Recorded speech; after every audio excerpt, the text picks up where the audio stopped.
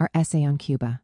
On Cuba is not really about Cuba itself, but it is about the suffocation that the United States has tried to implement against Cuba.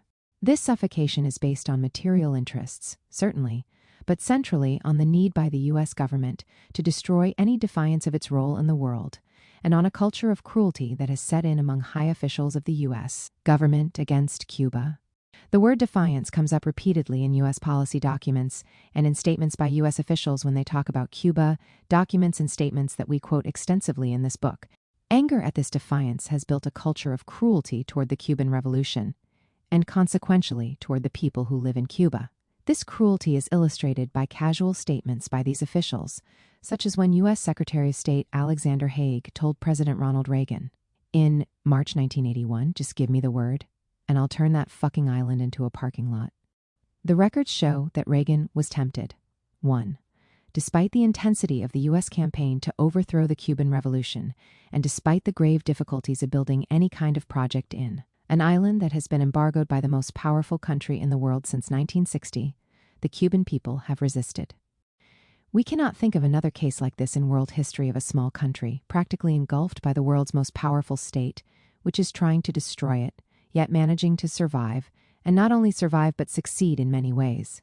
The health statistics in Cuba are better than those in the United States, a fact discussed only in professional journals, if at all, and not among the general public. In his 2007 documentary Sicko, Michael Moore did dramatize the difference in healthcare between the United States and Cuba. Moore traveled to Cuba with 9/11 rescue workers.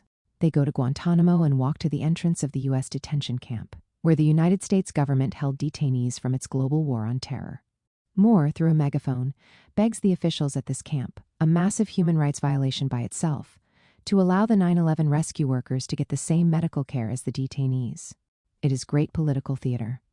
In Havana, the 9/11 rescue workers buy affordable medicines and medical treatment at the Hermanos Amejeras Hospital, which had been a bank, in pre-revolution Cuba, and then these workers are received at a Havana fire station where they are treated as heroes. Rather than try to digest the implications of the film, the U.S. media, led by John Stossel of NBC News, went after Michael Moore and tried to prove that the section on Cuba in his film was misleading. Rather than investigate the implications of Moore's film, the U.S. media merely tried to debunk it. The U.S. government's reaction to Moore's documentary was even more crude. On January 30, 2008, the United States Interest Section in Havana sent a cable to the U.S. State Department to say that the Cuban government had suppressed Moore's Sicko because they know the film is a myth that does not want to risk a popular backlash by showing to Cubans facilities that are clearly not available to the vast majority of them. When this cable was released by WikiLeaks, Moore responded on his blog that this cable is a stunning look at the Orwellian nature of how bureaucrats, for the state, spin their lies and try to recreate reality. I assume to placate their bosses and tell them what they want to hear. Rather than suppress the film, Moore continued, the entire nation of Cuba was shown the film on national television on April 28, 2008. The Cubans embraced the film so much so that it became one of those rare American movies that received a theatrical distribution in Cuba. I personally ensured that a 35mm print got to the Film Institute in Havana. Screenings of Sicko were set up in towns all across the country. The health services in the United States are catastrophic, even in major cities, but especially in the rural areas which are a total disaster. Hospitals are collapsing. In many places there are no medical services. If there was any minimal sanity, the United States would be inviting Cuban doctors to go to the rural areas in the United States. The U.S. public is taught over and over again by the government and by the mass media that Cuba is an authoritarian state, that the people who live there are enslaved by communism, and that Cuba is a threat to the United States. None of these three propositions are true, and yet these falsehoods define the general U.S. public understanding of Cuba. Because of the overall framework against Cuba, the U.S. media cavalierly fabricates whatever they want in order to undermine Cuba in U.S. public opinion. For instance, in 2017, the U.S. government accused Cuba of a sonic attack on its diplomatic officials, a claim widely repeated verbatim in the U.S. press. 6 years later, a U.S. government intelligence review concluded that foreign adversaries are highly unlikely to have created the Havana Syndrome, a point that the Cuban government made in 2017, but that was discounted and barely reported. The stain of the original story remains. It sets the groundwork for the next ridiculous story, For instance, about the construction of a Chinese military base in Cuba, which the Cuban government and the Chinese government denied immediately. A reporter from Breakthrough News traveled to Bejikul, where the Wall Street Journal said there was a base, and asked people if they knew anything about this base or had seen any Chinese people in the town.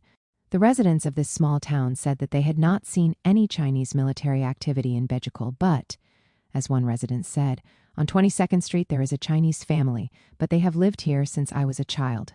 Another person said, yes, there are some people of Chinese descent in the town.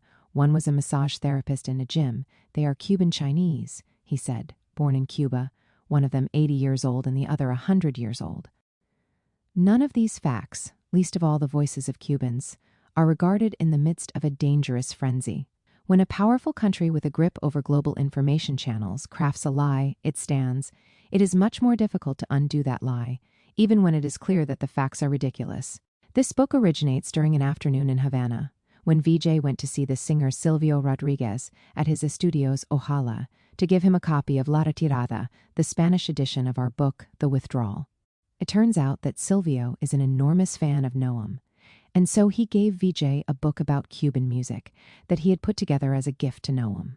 This chance encounter led to a conversation between Noam and Vijay about Cuba, which morphed into a series of taped discussions that we adapted into a manuscript for this brief book.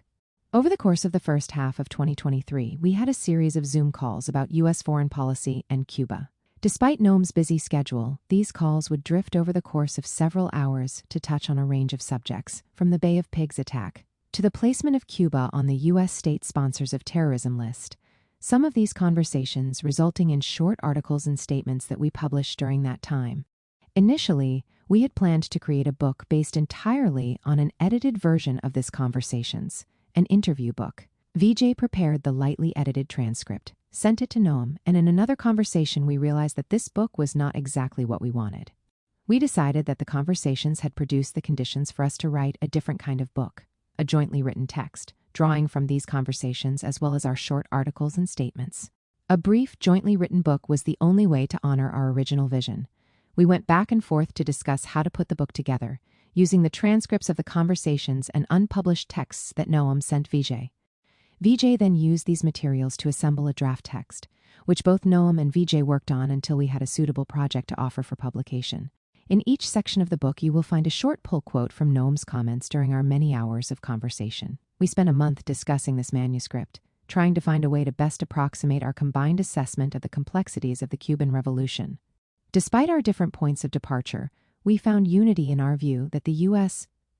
government has been vindictive toward the Cuban Revolution because it has successfully defied Washington and it has offered a socialist model for the rest of the Third World. That is the core argument of this book. The text below is a more refined version of that draft, edited by Mark Favreau and Ishan Desai-Geller. We are grateful to Manolo de los Santos, who had accompanied us on the journey to produce the book, for his introduction. And we are immensely happy that the president of Cuba, Miguel Díaz-Canel, wrote the foreword to On Cuba. Díaz-Canel took over from Raúl Castro, who himself took the top job in Cuba from the remarkable Fidel Castro. Those are difficult shoes to fill, and in particular to fill them when us vindictiveness is at such a high level. But Díaz-Canel wears the shoes well, including using them to walk around the island to explain to people the nature of their crisis and to gather their hopes together to continue their struggle.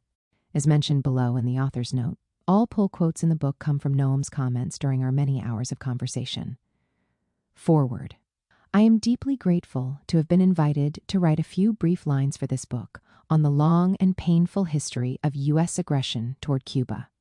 It is an honor to introduce the work of Vijay Prashad and Noam Chomsky, writers of different generations who each ennoble the mission of the intellectual in our time through their marriage of political conviction and sober analysis. My good friend Vijay Prashad and I have had the pleasure of sharing ideas and forums in recent times, and I am a great admirer of his theoretical work at Tricontinental Institute for Social Research. I have, of course, known and admired Noam Chomsky for many years, too. His impressive contributions to linguistic and communication theory and his timeless works of social criticism like Manufacturing Consent are mandatory in universities around the world and need little introduction. But what stands out in my mind is the political ardor he has inspired in his readers the world over. At least 20 years ago, I remember reading of a lecture Chomsky delivered at the World Social Forum in Porto Alegre, Brazil. I was astonished to discover that the lecture was held not in a classroom or conference hall, but in a soccer stadium which was completely overflowing with young people, attentive to his words and cheering him with the passion of fans. Or, put differently, with the passion that knowledge provokes. On Cuba, Chomsky and Prashad have joined forces to document and analyze U.S. imperial aggression against our heroic homeland. It is clear that they have approached this project with the spirit of respect and solidarity that has always defined their relationships with Cuba, and that they bring their trademark courage, honesty, and erudition to bear on the subject. Indeed, we Cubans are forever grateful to Chomsky for some of the most comprehensive and accurate judgments on the U.S. blockade of Cuba. Several years ago, during an unforgettable visit to our country, he was asked to comment on the blockade. Strikingly, he was not satisfied with a simple condemnation. Instead, in just a few words, he formulated an analysis that is as valid today as it was then. More recently, Chomsky and Prashad published an article picking up where Chomsky's analysis above ends to denounce, in no uncertain terms, the inclusion of our country on the United States' spurious state sponsors of terrorism list. In that valuable text, they remind us President Joseph Biden that, despite more than 60 years of economic blockade, Cuba has been able to overcome the indignities of hunger, ill health, and illiteracy, the three social plagues that continue to trouble much of the world. It is for precisely this reason that I am honored to place my name.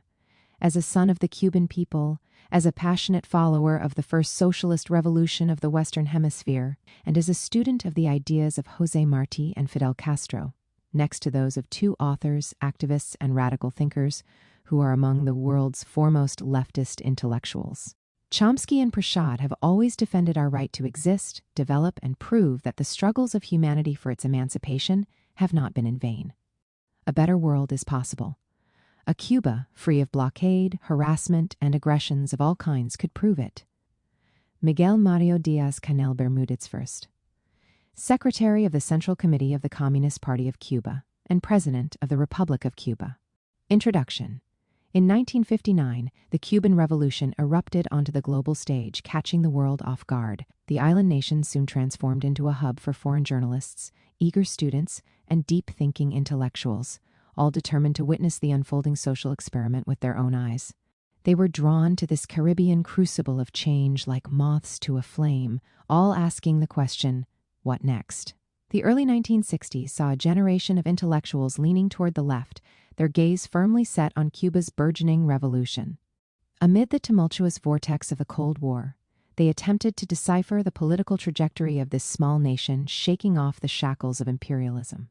Among U.S. intellectuals, many sought to shield the revolution from the aggression of their own nation, insisting that the Cuban Revolution was not the spawn of communism, as its critics alleged. Simultaneously, by the middle of 1960, certain foreign observers such as Leo Huberman and Paul Sweezy, editors of The Monthly Review, had begun labeling the Cuban Revolution as socialist, even before Fidel himself publicly declared the term.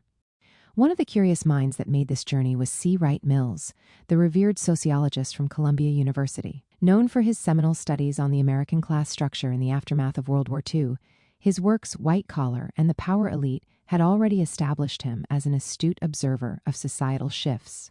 For 2 weeks in August 1960, Mills immersed himself in the Cuban experience, even spending 3 days journeying with Fidel Castro himself.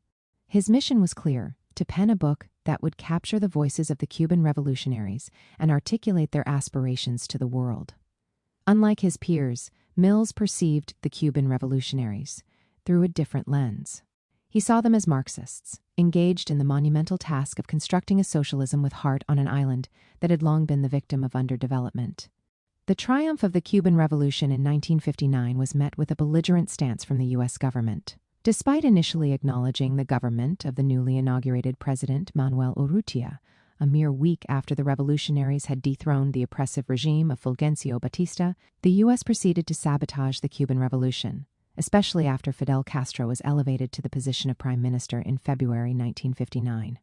When Castro sought to visit the United States in April, President Dwight Eisenhower declined to meet him.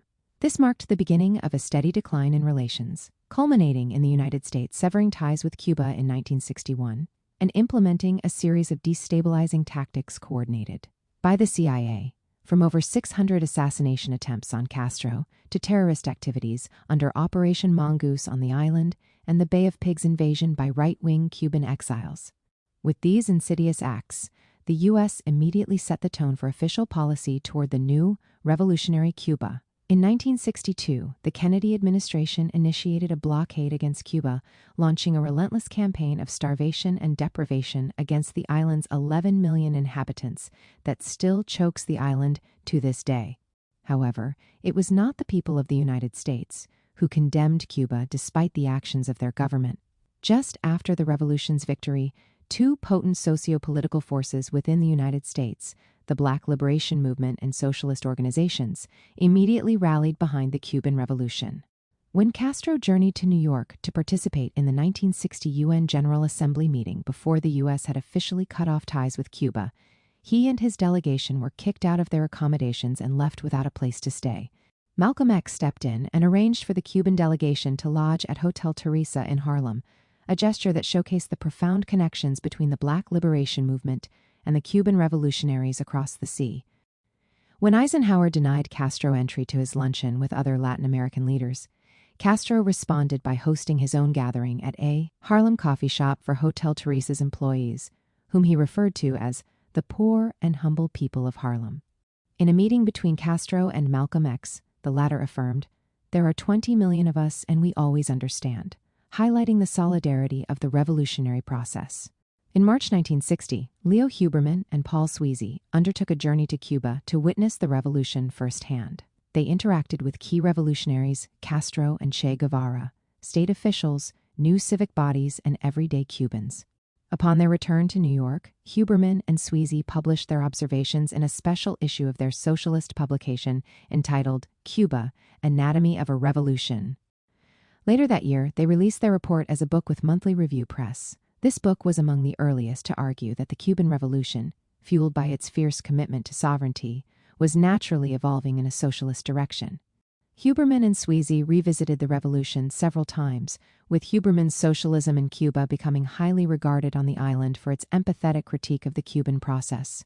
The relationship between Monthly Review, the press and the magazine, and the Cuban Revolution has been enduring and significant. Almost 30 years later, against the backdrop of the enduring blockade, the Third World debt crisis, and the dissolution of the Soviet Union, Cuba found itself compelled to embark upon a comprehensive reform agenda, albeit without ever wavering in its commitment to education, health, and collective well-being. The Third Congress of the Cuban Communist Party in 1986 adopted a new economic management and planning system, which incorporated wage reform, the integration of the market system into agriculture, the liberalization of production sectors, and the sale of public enterprises. These reforms carried an undertone of emergency, given the decline in productivity in Cuba and the challenge of diversifying exports following a disappointing sugar harvest in 1970.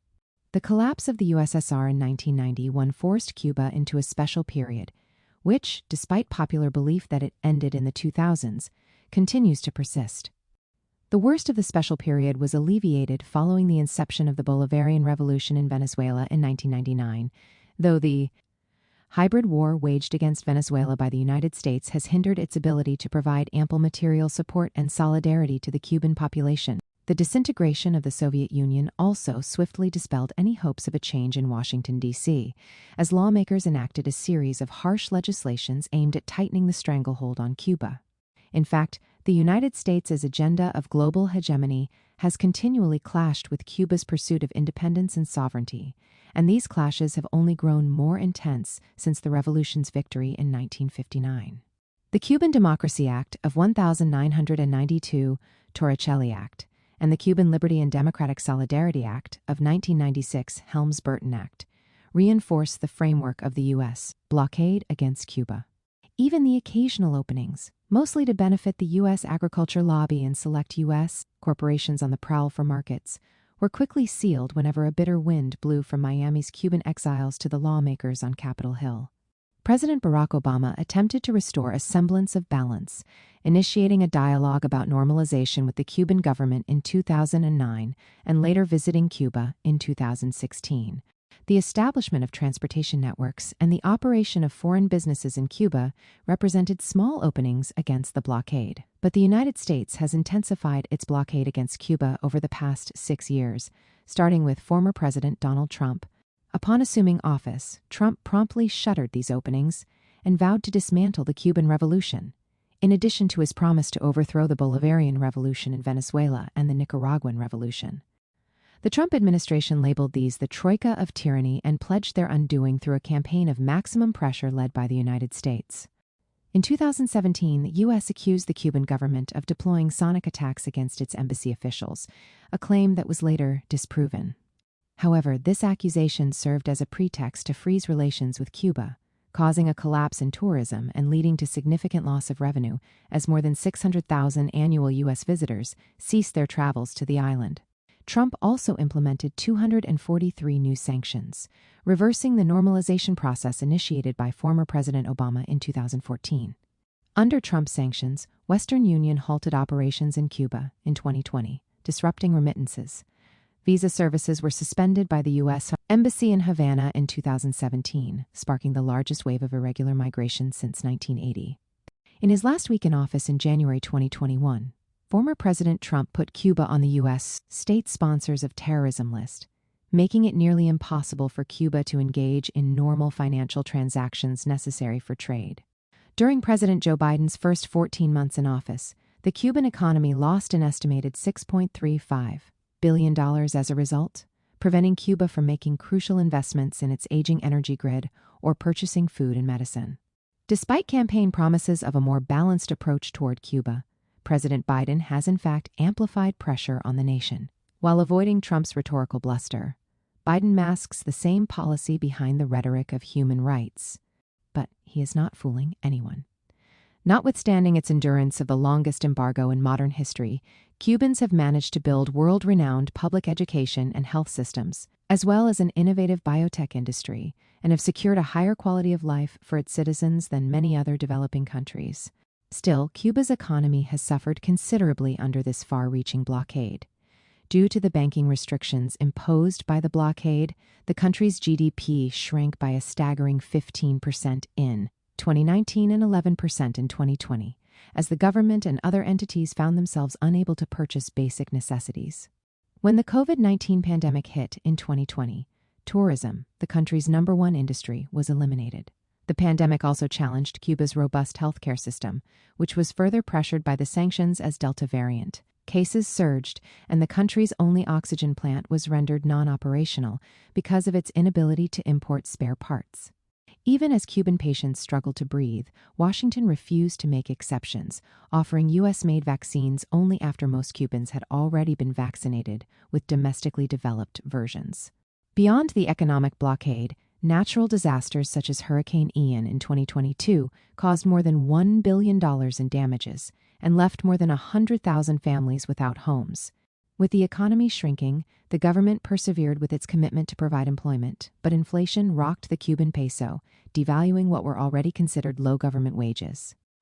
While the country's rationing system provided everyone with a subsistence diet, this was a level of deprivation that hadn't been felt by Cubans since the beginning of the special period in the 1990s, with no immediate solutions in sight. The Cuban government has since turned to alternative avenues for growth and development.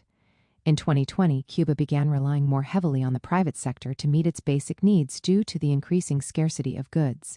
With the private sector on track to import $1 billion of goods in 2023 and more than 8,000 small and medium-sized businesses having registered since 2021, the economy is slowly growing at a rate of 1.8%. The rise of the private sector introduces new challenges for any socialist project. Cuban President Miguel Díaz-Canel has expressed an evolving vision for Cuba's future, emphasizing the government's ongoing commitment to providing essential services to its citizens, but also nodding toward changes. He argued that social justice is not merely about welfare or equality, but also about a fair distribution of income, where those who earn more contribute more, and those who are unable to contribute are assisted by the government. In this journey, the Cuban government faces an uphill task. While the rise of the private sector has boosted supplies and provided badly needed goods, it in turn also creates new income disparities, which stands in contrast to revolutionary Cuba's historic emphasis on equitable wealth distribution. Moreover, if the government's new policies succeed in bringing back economic growth and more efficiently delivering needed supplies via the private sector, at a time when the state is essentially blocked from doing so, it will create a new social counterweight to the state itself. This changing dynamic will define Díaz-Canel's second and final term as president, as the government manages the balance between the private sector's growth and maintaining the socialist principles that are central to Cuba's identity. So far, the leadership of the Cuban Revolution, while recognizing the necessity of wealth creation, has been committed to ensuring that the benefits of this wealth are shared among all its citizens. Díaz-Canel insists that the government will safeguard the socialist project, guaranteeing essential services, some free of charge and others, at the lowest possible cost, while resisting the calls from friends and foes alike to embark on any major privatization efforts. To this day, curious intellectuals, organizers, and artists still travel to the little Caribbean island to witness its ongoing revolutionary process. One such figure was Noam Chomsky, a steadfast critic of U.S. imperialism. Although his travels had taken him to the farthest corners of the world, the pulsating heart of Havana had eluded him until 2003, almost 40 years into the U.S.-imposed blockade on Cuba. This long-awaited encounter was, in its own way, a testament to the enduring spirit of Cuba, a country that had survived against all odds, its spirit undimmed despite the onslaught of external pressures. Vijay, my dear companion, and I have journeyed together around the world, and our stops on these journeys often transformed into extended listening sessions, where we absorbed the heart-wrenching tales of a world torn asunder by the overbearing might of U.S. imperialism, the omnipresent specter of war, and enforced underdevelopment, all symptoms of U.S. hegemony sadly evident in Cuba. We strolled along the dusty lanes of Playa Girón, accompanying a community doctor who bore the weight of memories both joyous and tragic. She could recall every child's birth she had presided over, their first cries echoing in her memories. Yet she also bore witness to the grim toll of a ruthless blockade, its scarcities claiming lives, leaving behind a trail of preventable sorrow. Beneath the dappled shade of mango trees, we sat with some of Cuba's Olympic boxers. Their eyes gleamed as they spoke of gold medals, the intricate dance of the jab, and the burning passion that fueled their victories. Their stories were interwoven with an undying love for their homeland and an unyielding resolve to triumph against all adversity. At a scientific center, we stood in awe as experts unveiled their ambitious plans to vaccinate all the children of the Third World. Their vision was a testament to the Cuban spirit, a beacon of hope that rose above the crippling constraints of economic sanctions and political isolation. Among poets and intellectuals, we found ourselves engaged in fervent debates under the watchful eyes of John Lennon's statue. The discourse revolved around the pressing need to reposition Marxism at the heart of anti-colonial discourse. The conversations were charged, the atmosphere electric with the potential for change. Everywhere we went, we listened, we observed, we learned. We bore witness to the enduring resilience of the Cuban people, their courage and their indomitable spirit. We took note of their stories, their struggles, and their victories. Our journey was not just an exploration of a place, but a deep dive into the heart of a people who, despite all odds, continue to dream, to resist, and to hope. In our many travels together, Vijay and I have gone down the worn paths of a bygone era, tracing the footsteps of the world revolution that once seemed within our collective grasp. Our wanderings were not born out of mere nostalgia, but driven by the audacious hope of rekindling those flames. And Havana was no exception. In the end, we left not just with memories, but with a renewed sense of conviction in the resilience of humanity and an unwavering belief in the power of collective action. While Western governments never lose an opportunity to criticize Cuba on both economic and political grounds, many in the global South continue to support it as an example of resilience and independence. Faced with numerous challenges, Cuba has chosen a path of resistance, continually adapting and innovating in the face of adversity, rather than succumbing to external pressures. Amid the challenges of a global economy marked by crisis, Cuba strives to maintain its socialist project, meet the needs of its people, and assert its independence. Despite facing the longest embargo in modern history, the nation has made significant strides in public education, healthcare, and sustainable development, outperforming many advanced economies. Despite the temporary setbacks, Cubans survive and live to fight the next battle. Manolo de los Santos, On Cuba, virtual colony. The U.S. government has treated Cuba, which sits 90 miles off the coast of Florida, as its virtual colony almost since the founding of the United States in 1776. The term virtual colony should not be taken as hyperbole. It is a realistic assessment. It is a term that has been used by the conservative editors of the Kennedy tapes, inside the White House during the Cuban Missile Crisis, Ernest May and Philip Zelikow. The second U.S. president, John Adams, looked south at Cuba and felt that it should be swallowed up by the newly formed nation. Adams's successor, Thomas Jefferson, was even more explicit. "If we seized Cuba," he wrote in 1817, "we will be the masters of the Caribbean." Writing to the fifth U.S. president, James Monroe, Jefferson noted on October 24, 1823, "I candidly confess that I have ever looked upon Cuba as the most interesting addition that can be made to our system of states. If Cuba could not come by other means, such as through Jefferson's failed attempt to purchase Cuba from Spain in 1808, when he sent General James Wilkinson to Madrid, then it must be taken by war." The United States tried again to buy Cuba from Spain in 1848 under President James Polk and in 1854 under President Franklin Pierce, an ancestor of President George W. Bush.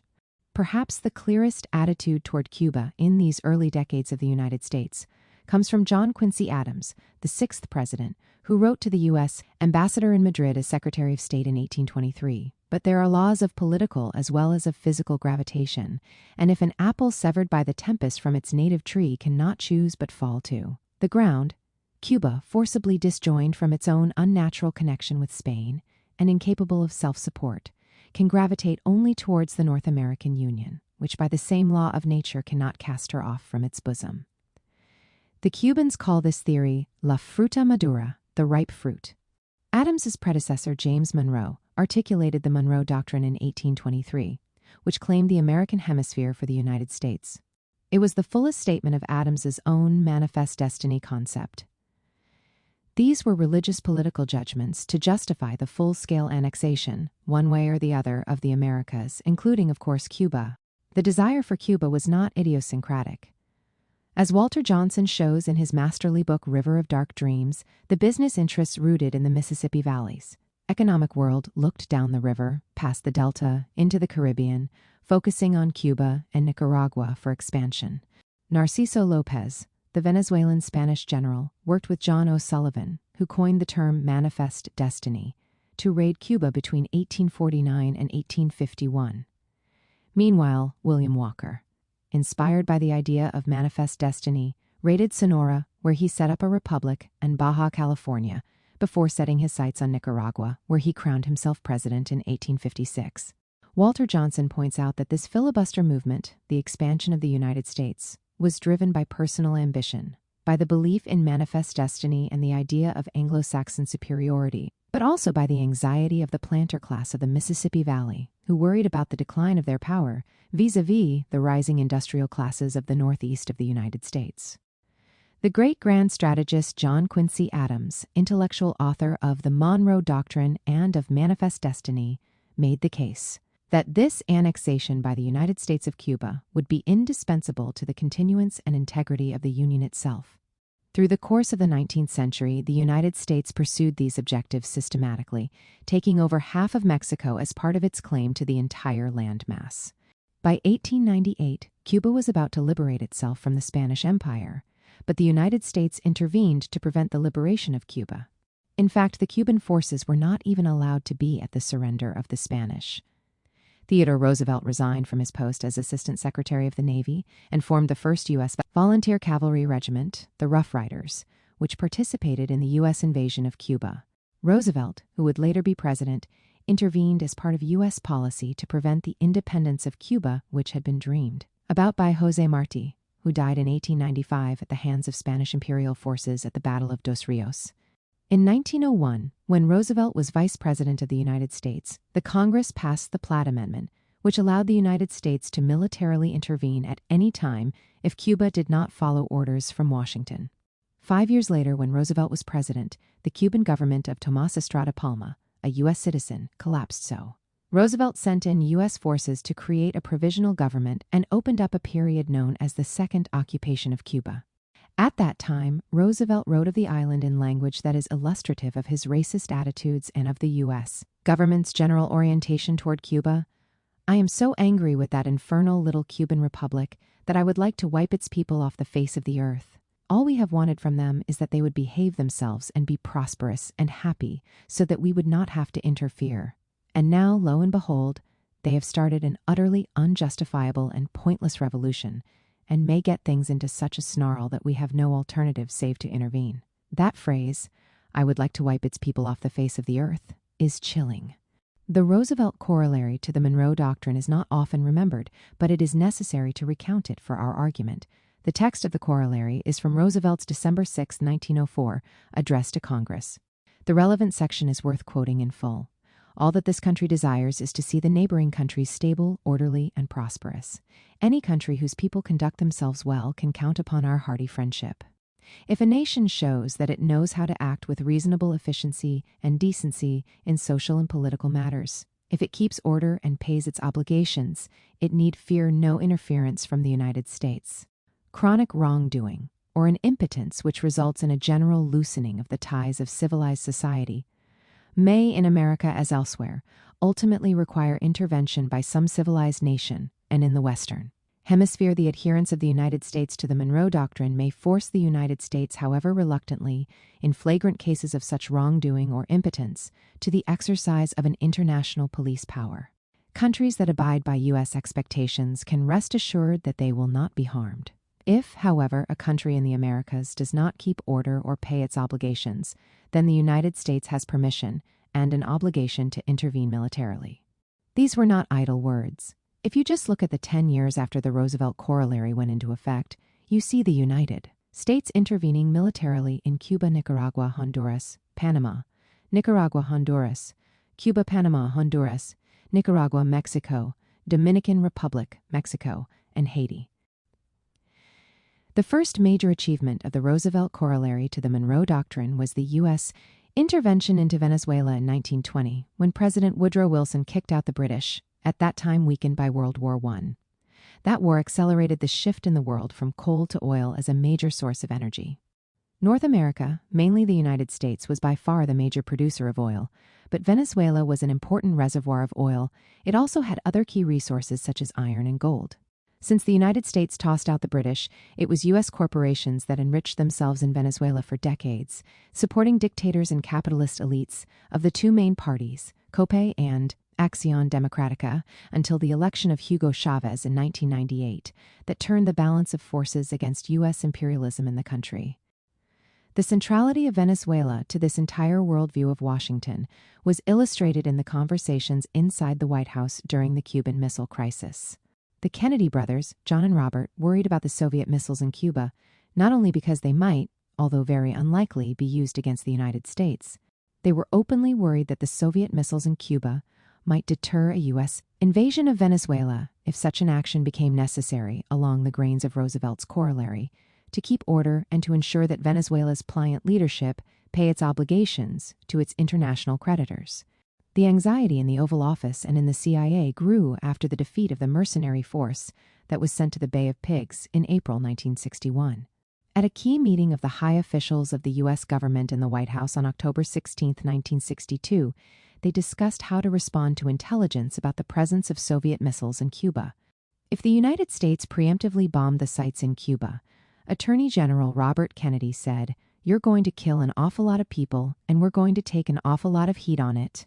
And, Kennedy said, the Soviets might respond in the same way in Turkey and Iran, where the United States had missiles pointed toward the USSR. The anxiety in the Oval Office was not about the larger questions, a missile fired from Cuba at Florida, but at the greater questions: would these missiles prevent the United States from being able to exercise the Monroe Doctrine and the Roosevelt Corollary against Venezuela and other countries in the region if it tried to exert its sovereignty? Robert Kennedy assumed that Fidel Castro might say to the United States, "If you move troops down into that part of Venezuela, we're going to fire those missiles." President John F. Kennedy drew the clear conclusion, "It makes them look like they're co-equal with us." The appearance of equality co-equals was unimaginable to the high officials of the United States. Manifest destiny and the Monroe Doctrine meant that the Cubans had to be kept in their place. After 1898, Cuba became the virtual colony that the U.S. presidents had imagined. Its entire infrastructure was controlled by U.S. multinationals, which charged enormous fees for the provision of electricity and water and paid basement prices for the old plantation crop, sugar. Total suffocation of Cuban political life meant that the country became a tourist base, a destination for U.S. citizens to do there what was perhaps frowned upon inside the puritanical United States. As a tourist base, Cuba attracted the worst of the mafia, which set up shop there and made Cuba into a gangster's paradise. Any attempt by the Cuban people to reform the system and to exercise the most modest sovereignty was faced with repression, which escalated into the establishment of the dictatorship of Fulgencio Batista.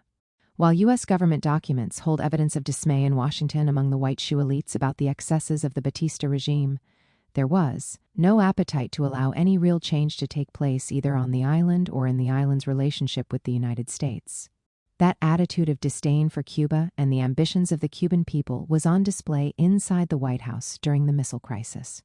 Marine Corps Commandant David Shoup, who opposed many of the adventures of the United States during that period, nonetheless called Cuba a little pipsqueak of a place. 13. Right till the day when the Cuban revolutionaries moved closer and closer to Havana, the U.S. government supported Batista and his army, despite the pretense of an arms embargo in March 1958. 14. The mafia principle.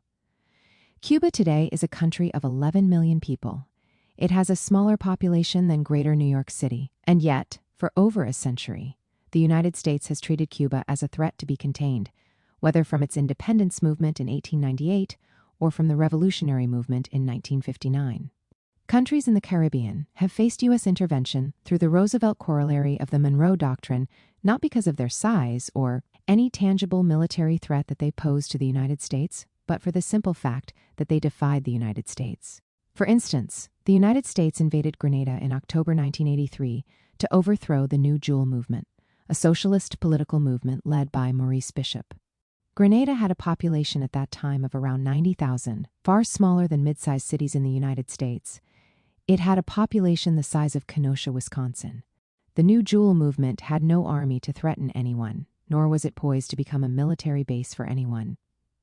What explains these interventions and the attitude toward Cuba is that these countries, particularly Cuba, defied the United States. If you read the U.S. State Department documents after 1959, it is clear that the U.S. government is apoplectic about Fidel Castro's successful defiance of U.S. policy. A special national intelligence estimate to the U.S. president from March 1960 clearly made this point. The communists probably also believe that the U.S. will lose in influence and prestige so long as Castro's successful defiance of the U.S., including his acceptance of bloc assistance, continues, and that the U.S. is faced with the dilemma of tolerating an increasingly communist-oriented Cuba or of arousing widespread Latin American opposition by intervening. The general view is that if Cuba succeeds in defying U.S. power, then it might instigate others in the region to develop a similar agenda against the U.S. neocolonial order, and the whole system of domination will erode. The attitude of the United States to any national project that tried to assert its sovereignty was clear at the Inter-American Conference on War and Peace held in Mexico in February-March 1945, which produced the Act of Chapultepec. Mexico's Foreign Minister Ezequiel Padilla told the conference that it was vital for the Americans to do more than produce raw materials and live in a state of semi-colonialism. When he spoke of Americans, he meant the people of the hemisphere, and not just of the United States. The view was that the peoples of the hemisphere must be allowed to use all tools necessary, including tariffs and subsidies, to build industries in the region. Undersecretary of State for the United States Dean Acheson was horrified by this attitude, telling the Venezuelan delegation that it had been short-sighted by increasing tariffs and restricting trade by import and other controls after the First World War and in the early 30s. The United States put forward a resolution to get all the Latin American states to work for the elimination of economic nationalism in all its forms, including the exercise of economic sovereignty against the advantages secured by multinational corporations. The first beneficiaries of a country's resources, the U.S. political class argued, should be U.S. investors. So the economic order forced down the throat of Latin American leaders in 1945 was that a country's resources were not for that country, but for the multinationals. Countries can produce goods, but not in competition with the United States, and countries could not create barriers to prevent the intervention of U.S. corporations or U.S. products. The only free market to be allowed was the free market for U.S. corporations. Countries can produce goods, but not in competition with the United States. So, for example, they concluded that Brazil can have a steel industry, but only to produce low-level steel that does not compete with the more sophisticated and advanced U.S. steel industry. None of this new nationalism business, with one exception, of course, the United States, which was permitted to do anything to ensure its economic supremacy. The worry about contagion of defiance, including merely by trying to establish economic sovereignty, comes out clearly and punctually at moments when the elites in the U.S. establishment feel that their imperial interests are being imperiled. For instance, when Cuba intervened, correctly in our opinion, to assist the National Liberation Forces in Angola and in the rest of Southern Africa, U.S. Secretary of State Henry Kissinger clearly displayed the murderous intent of that elite. On March 15, 1976, Kissinger met with President Gerald Ford and told him that the Cuban operations overseas worried many U.S. allies. To be precise, these U.S. allies included the white settler regimes such as Rhodesia and South Africa. I think we have to humiliate them, Kissinger said. If they move into Namibia or Rhodesia, both white settler colonies with apartheid-type systems, I would be in favor of clobbering them. That would create a furor, and we might have to come out for black rule. A few days later, on March 24, Kissinger met with the high officials of Ford's national security and military team, where he anticipated the need for an invasion or blockade of Cuba. If we decide to use military power, it must succeed. There should be no halfway measures. We would get no award for using military power in moderation. If we decide on a blockade, it must be ruthless and rapid and efficient. These are chilling words, but they are words that are used regularly regarding Cuba. The general conclusion of these men is the following: if the Cuban Revolution cannot be defeated, then Cuba itself should be annihilated. This has been the formula for U.S. foreign policy toward Cuba since 1959. In general, U.S. foreign policy is dictated by the main sectors of the corporate world, which pretty much owns the government. But there are a few cases of conflict between the narrow corporate interests and the wider governmental, in this case imperial, interests. Corporate interests are parochial, based on the petty needs of corporations to control the flow of raw materials and cheap credit for themselves, to keep labor costs low, and to widen market access. There are many instances where the particular interests of one corporation or one sector is identical to the broader imperial interests, such as when the United States government decided to overthrow the government of Guatemala in 1954 after President Jacob Arbenz threatened the dominion of United Fruit Company. It helped that several senior members of the Eisenhower administration were direct beneficiaries of United Fruit, including the Dulles brothers with John Foster, having done legal work for the firm and Allen being on the board, both on the payroll of the company for 38 years. With Cuba, in the early years, the corporations were furious about the moves made by the revolutionaries to exercise sovereignty over their own country. These corporations had extensive interests in Cuba, with the total book value of the U.S. companies in Cuba being greater than in any other Latin American country at that time. The corporations knew what was coming, since Castro had been very explicit in his description of what a revolutionary law would resemble in history. Will absolve me. For instance, the third law proposed that a third of the profits of all industrial, mercantile, and mining firms would go to workers and employees. In 1957, U.S. businessmen told Ruby Hart Phillips that they couldn't understand why anyone would support a revolution. They wanted Batista to crush the Fidel Castro rebellion so that they could get on with business. 22. What you have to recognize is that international affairs are run pretty much like the mafia. Very much the same logic as in The Godfather. The Godfather, the mafia boss, is not necessarily a sadist, but if anybody doesn't pay the protection money, then you have to smash them up, otherwise things will get out of hand. If a small shopkeeper does not pay up, well then, somebody else might not pay up. So you have to stop it right from the beginning. It's a very sensible policy. All imperialist states, from the Dutch to the English to the United States, have run that way. Right into the present, a large number of firms continue to fight for restitution of their lost assets, and these firms lobby for the kind of strangulation that the United States conducted against Cuba. The demand for compensation was redoubled after the U.S. Congress passed the Helms-Burton Act. Title III of that act allows the owners of properties confiscated by the Cuban Revolution to sue companies trafficking or profiting from them for 3 times their current value. In 2019, for instance, the Carnival Cruise Line was sued for using confiscated property.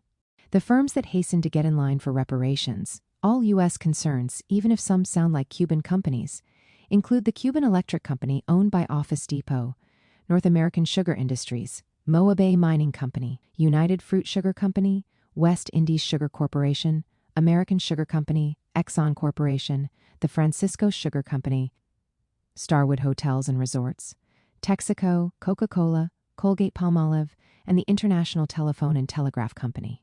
Their claims against the Cuban Revolution frame much of the legislation in the United States that collectively forms the U.S. policy of a blockade on Cuba.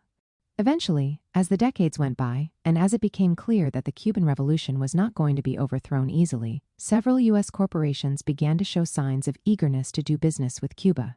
For instance, in 2016, Arkansas Governor Asa Hutchinson, speaking for the rice lobby in his state, said that Cuba was the world's largest per capita consumer of rice, and his state's rice producers, such as Riceland Foods, were eager to enter the Cuban market.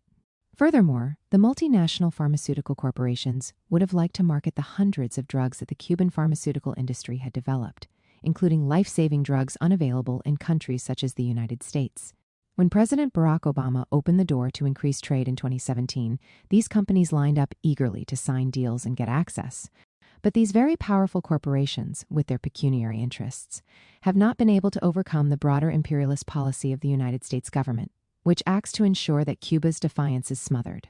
Even the short-term gains to parts of the capitalist class must be sacrificed for the long-term gain of extinguishing any and every rebellion.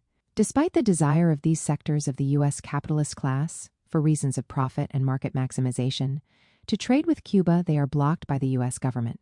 International affairs are generally run like the mafia runs a protection racket. If you don't pay protection money or keep order and pay your obligations, then you are going to get smashed up. The problem with Cuba for the United States was not whether or not the revolution had adopted a communist orientation, although that certainly helped build the negative fantasy about the island's political project. The real problem with Cuba for the United States elites was its defiance of the U.S. mandate and its attempt to assert its national sovereignty over its resources in order to build up the dignity of its people. 5 years before the Cuban Revolution, the U.S. government, with the Central Intelligence Agency as the spear, overthrew the government of President Jacob Arbenz of Guatemala because his government wanted to democratize land rights. It was unthinkable for the U.S. multinational firm United Fruit Company that its vast and often unused plantations would be taken over by the government to satisfy the democratic aspirations of landless farmers. As Secretary of State John Foster Dulles said in 1954 after the coup in Guatemala, what the United States was most concerned about was the prospect that anyone might try to stand up against the U.S. empire. The fantasy of Soviet intervention fulfilled ideological objectives, but the real problem was that of defiance. This intrusion of Soviet despotism, Dulles said along the grain of the fantasy, was, of course, a direct challenge to our Monroe Doctrine, the first and most fundamental of our foreign policies. The absence of defiance and the complete authority of the United States was the alpha and omega of its foreign policy. What the Cuban Revolution did, in 1956, Fidel Castro and 81 other revolutionaries landed in Cuba's easternmost province of Oriente in their boat, Granma. Only 21 of them survived the landing, which had been quickly spotted by Batista's forces and attacked. The survivors hastened into the hills of the Sierra Maestra to set up a base area in coordination with the mass struggles that they hoped would eventually break out in the rest of Cuba. 24 months and 30 days later, the forces of Batista dissolved, and the Cuban Revolution was victorious. In February 1957, 10 weeks after the Granma landed and long before the revolution succeeded, Fidel Castro met the New York Times' Herbert Matthews in the Sierra Maestra. Over 3 hours, Matthews talked to Castro about a range of issues, including the 26th of July movement's views on nationalism, anti-colonialism, and anti-imperialism.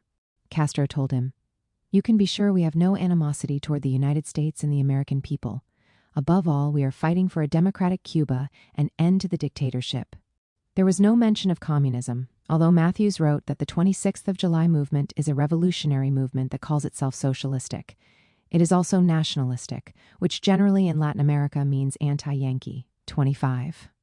It did not matter that in the same article Matthews suggested that the revolutionaries were anti-communist. Castro knew that the United States would go after him merely for trying to establish the sovereignty of Cuba, let alone for his agenda. laid out in 1953 in History Will Absolve Me, of building the dignity of the Cuban people. Nothing that Castro put on the table in that speech was outside the bounds of the Cuban Constitution of 1940, which remained in place till 1976, 17 years after the revolution. In that 1953 speech, Castro, the lawyer, elaborated on the laws already in place but disregarded by the Batista dictatorship, nor by Batista's two predecessors Carlos Prios Socarrás and Ramón Grau San Martín. Fidel was perfectly clear in the speech he made to the court after his failed attempt at taking power in 1953. All these laws and others would be based on the exact compliance of two essential articles of our Constitution. One of them orders the outlawing of large estates, indicating the maximum area of land any one person or entity may own for each type of agricultural enterprise, by adopting measures which would tend to revert the land to the Cubans. The other categorically orders the state to use all means at its disposal to provide employment to all those who lack it and to ensure a decent livelihood to each manual or intellectual laborer. None of these laws can be called unconstitutional. The first popularly elected government would have to respect them, not only because of moral obligations to the nation, but because when people achieve something they have yearned for throughout generations, no force in the world is capable of taking it away again. The problem of the land, the problem of industrialization, the problem of housing, the problem of unemployment, the problem of education, and the problem of the people's health, these are the 6 problems we would take immediate steps to solve, along with restoration of civil liberties and political democracy. In the first months of the revolution, this is precisely what the new government did: tackle the problems of land, housing, education, health, industrialization, and unemployment.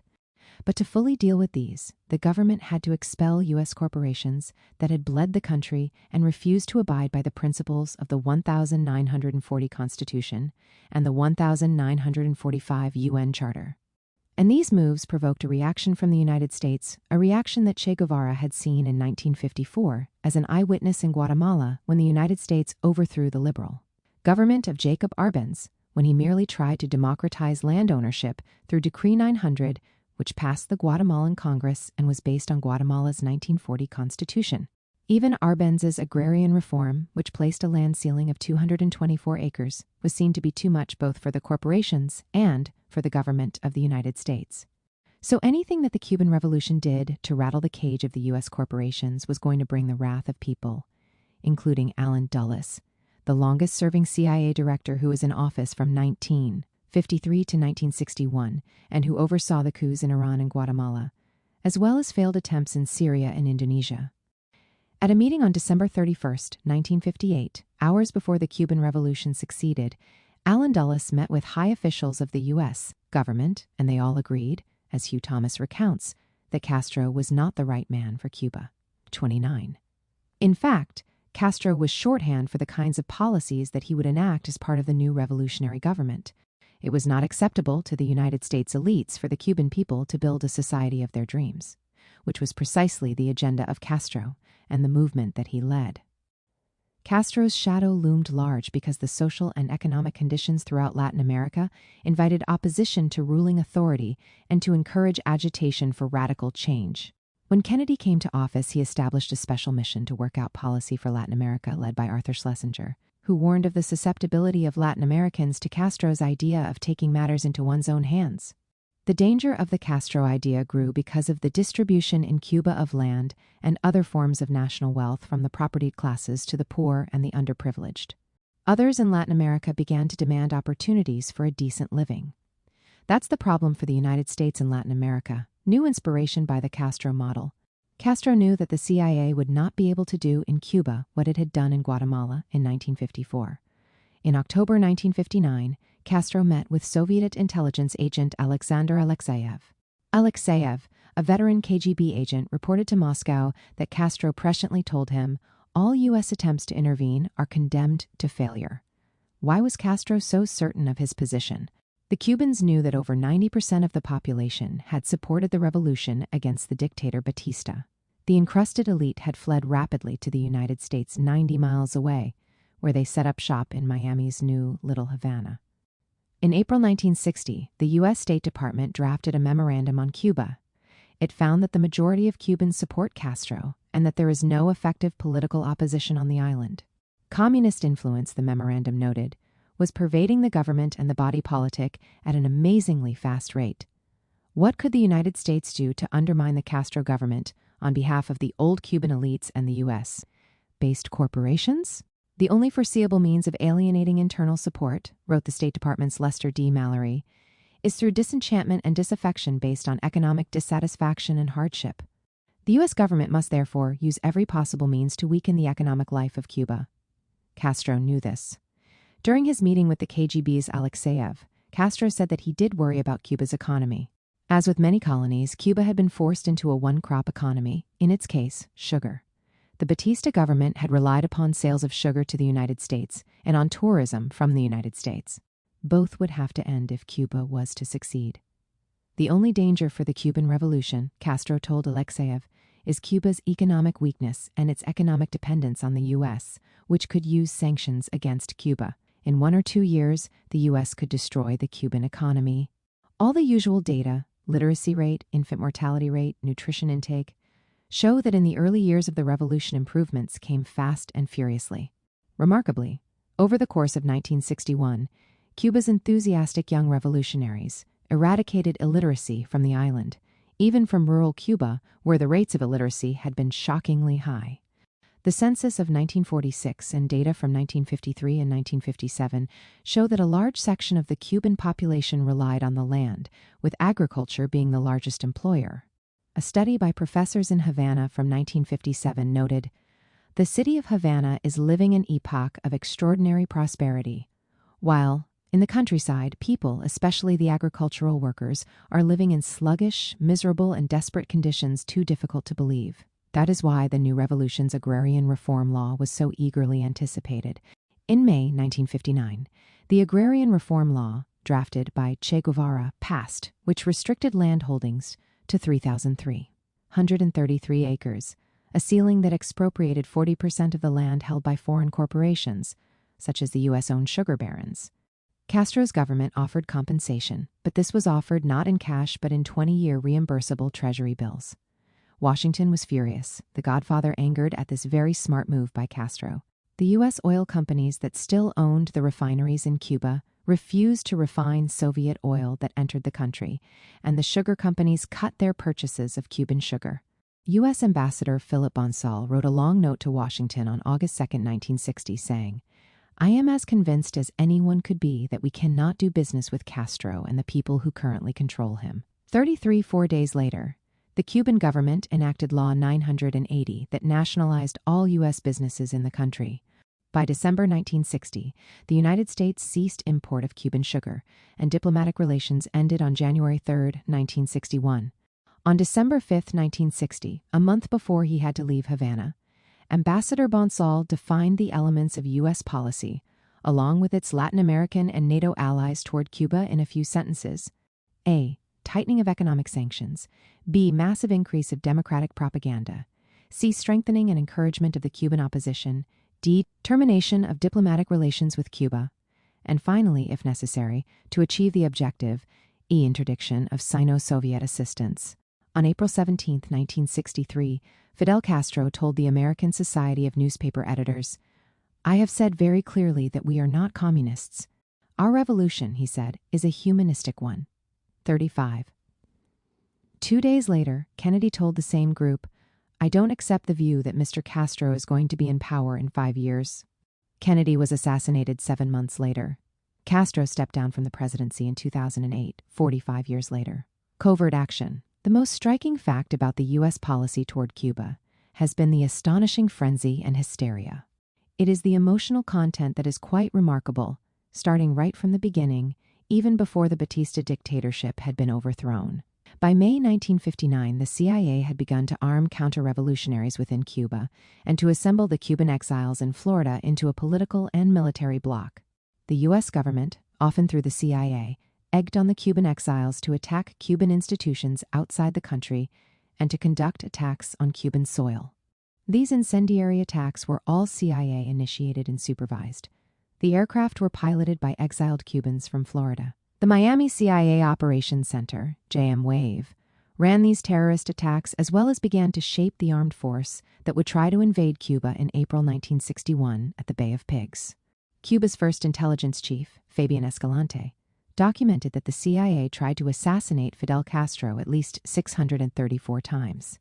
In March 1960, the Eisenhower administration authorized the CIA to overthrow the government in Cuba.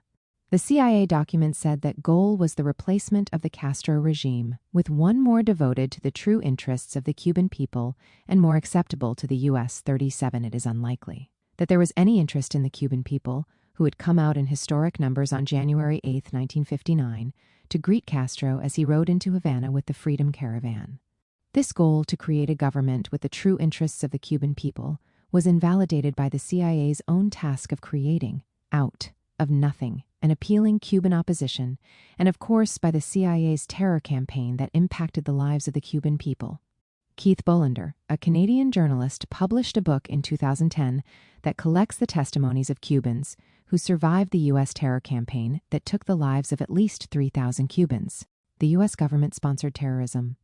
Robert Kennedy warned that if there was a full-scale invasion of Cuba, it would kill an awful lot of people. A member of the National Security Council staff suggested that if there were raids on Cuba that were haphazard and killed innocents, it might mean bad press in some friendly countries. That's the one moral objection that was raised in the U.S. establishment. The problem with killing an awful lot of people when you invade a country is that you take a lot of heat for it. That's the problem, not the killing itself. In 1971, President Nixon's administration introduced an African swine fever virus, causing an outbreak of disease whose impact would have been worse for Cuba had not the nutrition levels improved over the previous 12 years, and had not the Cuban healthcare system been significantly transformed. The two most famous Cuban exile terrorists in the pay and control of the CIA were Luis Posada Carriles and Orlando Bosch. Carriles had been in Batista's police service and worked for the CIA from 1960 to 1963, while Bosch was a thug who intimidated with violence anyone who spoke against the overthrow of the Cuban Revolution. Both these men were involved in the 1976 bombing of the Cubana Airlines Flight 455 from Barbados to Jamaica that killed all 73 on board, including the Cuban Olympic fencing team. These are well-established facts, and yet they do not have an impact on how people within the United States see either the U.S. itself, which is seen as largely blameless, or Cuba, which is seen largely as a dictatorship that should be overthrown. The United States acts violently, with terrorist intent, but its reputation remains unsullied. Cuba acts to establish the well-being of its people and to spread that policy around the world, and it is disparaged. Consent is manufactured very effectively. Cuba reacted to these early terrorist attacks in a way that was unknown to the United States. The Cubans responded by adhering to international law, namely by approaching the United Nations Security Council in July 1960 with a request for assistance. The Cuban government provided the UN with records of the bombings, showed the registration numbers of the aircraft, named the pilots, and provided details of the damage. Interestingly, the Cuban government sought to resolve this conflict by diplomatic means. These records of the details are now buried in the United Nations system. The United Nations Security Council responded by urging the two countries to refrain from any action which might increase the existing tensions between Cuba and the United States of America. The UN said that this matter would be better resolved at the Organization of American States, OAS. When the U.S. National Security Council gathered a few days later, Secretary of State John Foster Dulles said that the calling of the UN Security Council into session to hear the Cuban charges had startled and disturbed Latin American governments. Many of them were being driven away from their previous attitude of aloofness.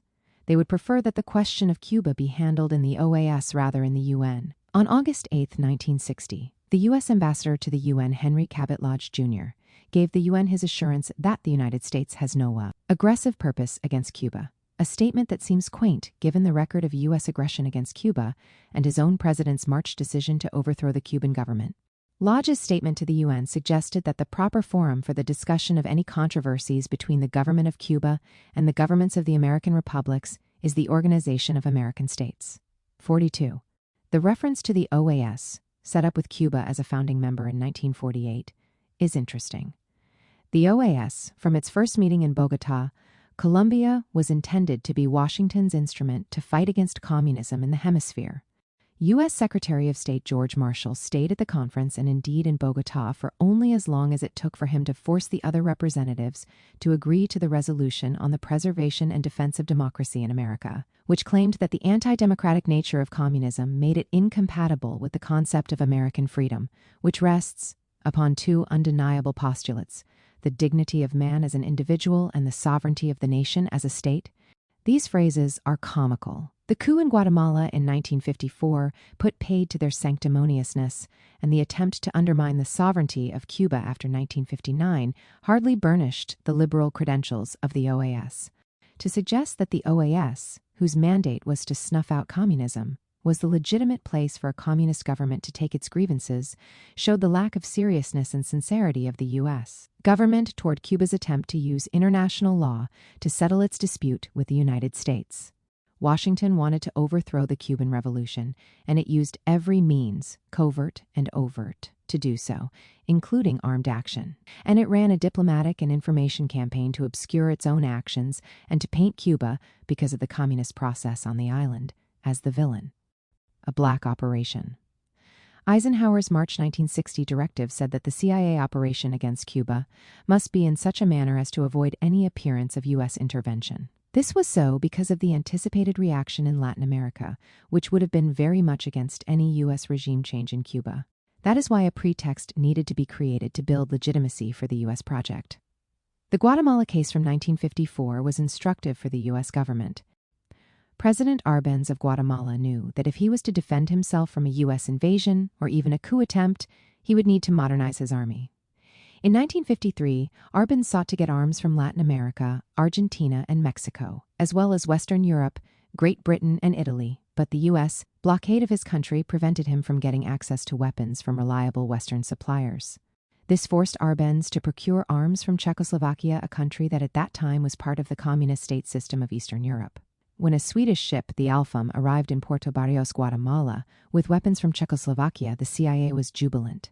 The next day, Allen Dulles told the Intelligence Advisory Committee that with these weapons, Arbenz could invade all of Central America, including threaten the Panama Canal. None of which was true, since the shipment contained weapons that would only have been useful to defend Guatemala's borders. On May 17, John Foster Dulles circulated a U.S. State Department memorandum that exaggerated the entire shipment, saying that this was part of a Soviet plan to annex the Americas. This provided the fig leaf for the coup. A similar fig leaf was sought for Cuba. The most striking fact about U.S. policy toward Cuba has been the astonishing frenzy and hysteria. It's the emotional content that is quite remarkable, starting right from the beginning when the Batista dictatorship was overthrown in January 1959. By March, the National Security Council of the United States started to consider means to institute regime change immediately. Britain had agreed to provide arms to the Cuban Revolution. The United States intervened, via CIA Chief Allen Dulles, to stop the British from making any such deal with the Cubans. Dulles's main reason, the British ambassador Alfred Fordham told London, was that this might lead the Cubans to ask for Soviet or Soviet bloc arms. Such a move, Dulles noted, would have a tremendous effect and would allow Washington to portray Cuba as a security threat to the hemisphere, following the script that had worked so well in Guatemala. Kennedy's close advisor, the liberal scholar Arthur Schlesinger, was not far from Dulles's schemes. He suggested that it would be good for the United States to trap Castro in some action that could be used as a pretext for invasion, writing the following in a memorandum to Kennedy on February 11, 1961. Would it not be possible to induce Castro to take offensive action first? He has already launched expeditions against Panama and against the Dominican Republic. One can conceive a black operation in, say, Haiti, which might in time lure Castro into sending a few boatloads of men onto a Haitian beach in what could be portrayed as an effort to overthrow the Haitian regime. If only Castro could be induced to commit an offensive act, then the moral issue would be clouded, and the anti-U.S. campaign would be hobbled from the start. Schlesinger refers here to the government of François Papa Doc Duvalier, who had come to power in Haiti through a coup in 1957 and whose murderous regime had the country in a grip of fear. The general orientation of Schlesinger's view is that the attempt to overthrow Duvalier's ghastly regime would be a crime, whereas backing that regime and that of Duvalier's son Jean-Claude, or Baby Doc, till 1986 is legitimate. There was no embarrassment from the liberal to suggest something to induce the Cuban Revolution into an action that would be merely to provide the United States with the pretext for a military invasion of Cuba. That was in February 1961.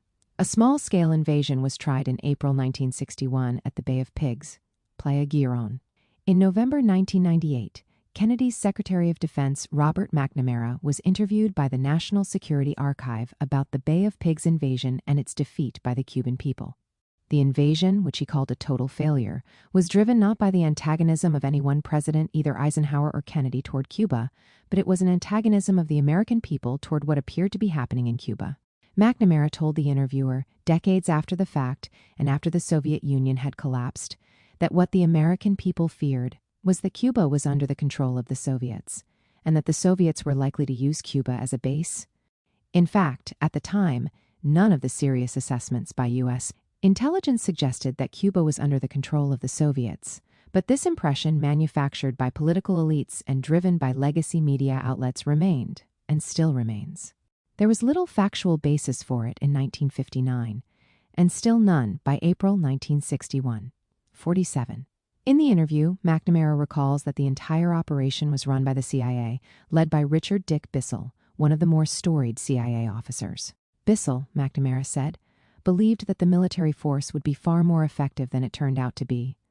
He believed that the Cuban resistance would be far less than it was. He believed that the Cuban people would rise up and welcome this expatriate Cuban force. And he believed that if those beliefs were wrong, that the expatriate Cuban force, having landed at the Bay of Pigs, could infiltrate into the mountains and survive as a guerrilla force. It turned out that Bissell's entire analysis was flawed. In fact, by blaming Bissell, who died in 1994, McNamara was trying to exculpate, in his typical fashion, himself primarily, and then the entire U.S. establishment. Few of the senior leaders having expressed any real hesitation about this operation in the documents available in the archive. None of the high officials of the Kennedy administration, except perhaps Chester Bowles, objected to this ruthless disregard for international law. The region of the Zapata Swamp, where the Bay of Pigs is located, had an infant mortality rate of 59 per 1,000 live births before the Cuban Revolution. The population of the area, mostly engaged in subsistence fishing and in the charcoal trade, lived in great poverty. Fidel Castro had known of this area, which is just a few hours' drive outside Havana. In 1959, Fidel spent the first Christmas after the revolution with the newly formed cooperative of charcoal workers, listening to them, talk about their problems, and working with them to find a way to exit the condition of hunger, illiteracy, and ill health. A large-scale project of transformation had been set in motion a few months earlier, which drew in hundreds of very poor people into a process to lift themselves up from the wretched conditions that afflicted them. So, when the representatives of the expropriated landlords and the mafia henchmen and former police officers, Kennedy's mercenary army, tried to land at Playa Girón, the Bay of Pigs, the people of the Zapata Swamp rallied to Fidel, who hastily drove down to personally lead the fight against the invasion. It was the presence of this new dynamism, which the CIA had not been willing to see, that defeated the invasion. On April 20, 1961, President Kennedy took to the airwaves to talk about the defeat of his endeavor on that unhappy island. His speech is awash in ideology, reckless about the invasion, and sure, despite the failure, that communist experiments or national liberation experiments were to be swept away with the debris of history. It was the United States that tried to invade Cuba, but Kennedy described the Bay of Pigs as if this were the Cuban Revolution doing the invading. It is not the first time that communist tanks have rolled over gallant men and women fighting to redeem the independence of their homeland, Kennedy said, when in fact, the independence of the homeland was being defended by the men and women of the Zapata Swamp against an invasion from Florida. Unwilling to recognize the depth of Cuban support for their new government, Kennedy yoked in the deep-seated Cold War anxiety in the United States, the American people are not complacent about Iron Curtain tanks and planes less than 90 miles from our shores. The actual fact was that despite landing 5 M41 Walker Bulldog tanks taken from the U.S. Army, the counter-revolutionaries faced not Iron Curtain planes but Cuban Air Force T-33 Shooting Stars made by Lockheed, B-26 Invaders made by Douglas's, and Hawker Sea Furies, made by the UK's Hawker aircraft, as well as a handful of Soviet-made T-34 tanks that had been used in Operation Barbarossa against the Nazis in 1941. McNamara later testified before the U.S. Senate that the Bay of Pigs invasion was undertaken in an atmosphere, in his words, that was almost savage. This was reflected in Kennedy's public pronouncements after the failure of Bay of Pigs. They went totally berserk. Kennedy made a speech in which he said that these sorts of socialist societies are about to be swept away with the debris of history. Only the strong can survive, so we cannot let the Cuban Revolution continue. Kennedy privately conceded that some of his associates were slightly demented on the subject of Cuba, which was pretty accurate. 2 weeks before the invasion, Undersecretary of State Chester Bowles wrote a memorandum in which he agreed with the goal of such an invasion, overthrow the Cuban Revolution, but disagreed with the methods. 2 points from Bowles are worth registering. First, that by sponsoring the Cuban operation, the United States would be deliberately violating the fundamental obligations we assumed in the Act of Bogotá, establishing the Organization of American States.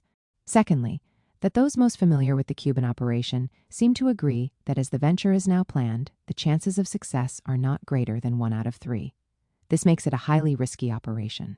After the defeat at Playa Girón, Bowles conceded privately that there was an almost frantic reaction for an action, a totally emotional reaction, with a lack of moral integrity among the participants.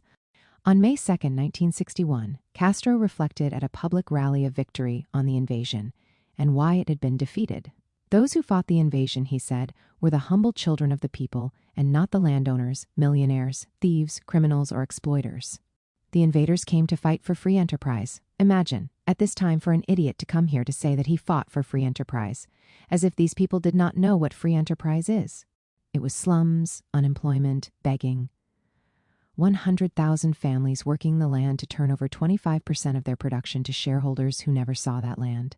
How can they come to speak about free enterprise to a country where there was unemployment, illiteracy, and where one had to beg to get into a hospital? The people knew that free enterprise was social clubs and bathing in mud for the children.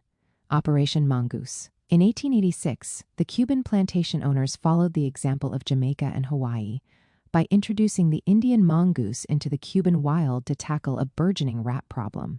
The mongoose, an invasive species, took root in Cuba.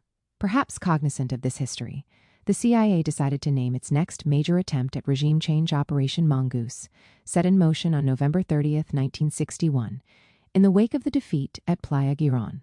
This new terrorist operation, supervised by Robert Kennedy and run by Edward Lansdale, fresh from his murderous activities in the Philippines and Vietnam, was designed to paralyze the Cuban economy by denying it access to world markets and by conducting acts of sabotage against Cuban agriculture and industry. The attacks on Cuban infrastructure, a railway bridge here, a petroleum refinery there, a power plant, a sawmill, were scattershot but deadly.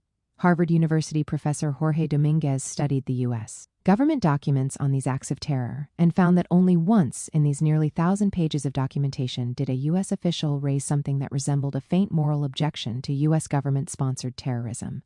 In 1963, Gordon Chase of the National Security Council wrote that these sabotage raids are haphazard and kill innocents. Inter alia, this might mean bad press in some friendly countries. 50 bad press, that was it. Not the acts themselves, but the unfriendly reaction in friendly countries. Operation Mongoose was the centerpiece of U.S. policy toward Cuba from November 1961 to the Cuban Missile Crisis in October 1962, and indeed under different names for long afterward.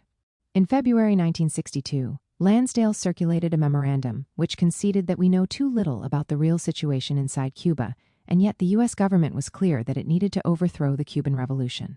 Operation Mongoose was to run in 6 phases, the first 3 being preparation, and then by August 1962, the CIA would start guerrilla operations that would culminate by October 1962 into open revolt and overthrow of the communist regime.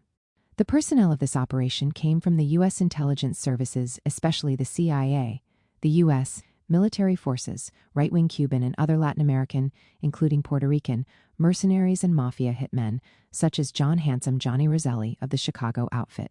The day after Lansdale sent this memorandum to high officials of the Kennedy administration, Robert Kennedy told the Mongoose team that the covert operations against Cuba had become the highest priority of the U.S. government. On August 23, 1962, President Kennedy signed National Security Action Memorandum 181, which underscored that there should be an organized effort to bring home to governments of our NATO allies. In particular, the meaning of this new evidence of Castro's subservience to the Soviets and the urgency on their part to limit their economic cooperation with Cuba, new evidence that remained at the level of innuendo. The memorandum also said that Operation Mongoose must be developed with all possible speed, Terror attacks against Cuba accelerated with a spectacular attack on August 24, 1962, by Cuban exiles of the student group DRE, who fired shells from 2 speedboats at a beach. Side Hotel Rosita de Hornado Hotel Sierra Maestra in the Miramar area of Havana, with attacks on British and Cuban cargo ships, and with contamination of sugar shipments. In May 1962, Castro and the USSR's Premier Nikita Khrushchev agreed to have intermediate nuclear missiles placed in Cuba. The September 14, 1960, coup against the democratically elected government of Patrice Lumumba in the Congo, and then his subsequent assassination under the auspices of Western intelligence services, including the CIA and Belgian and British intelligence, on January 17, 1961, sent a clear message to Cuba. On February 24, 1961, Cuba's Foreign Minister Raúl Roa met with the Soviet ambassador to Cuba Sergei Kudryavtsev and talked about the overthrow and murder of Lumumba. It was clear that the event angered the Cubans, who were deeply offended by this crime and would work to build support against such events among the Afro-Asian countries. The Cubans, it appeared, reluctantly accepted the missiles on their island as a shield against the continuation of unprovoked U.S. attacks on Cuban infrastructure, U.S. attempts to assassinate Cuban leaders, and U.S. threats to invade the island. The Soviets, of course, had their own agenda, which included a response to the U.S. placement of Jupiter nuclear missiles in Italy and Turkey between October 1961 and August 1962. These U.S. missiles were within striking range of Soviet targets, and so the Soviets sought a way to match the threat by putting missiles within reach of the U.S. mainland. The United States tried to build consensus in Latin America among its allied countries in the OAS against Cuba. The main argument was that Cuba was a threat to the national security of each of the countries in the hemisphere. Mexico's ambassador to the United States, Antonio Carrillo Flores, replied to this line of argument: "If we publicly declare that Cuba is a threat to our security, 40 million Mexicans will die laughing. 57, and so would hundreds of millions of other people in Latin America, for whom Cuba had increasingly become a country to admire rather than a country to fear." What became the Cuban Missile Crisis of October 1962 was not the origin of any confrontation. It was, in fact, part of a story of U.S. aggression that began in 1959 and had continued unabated.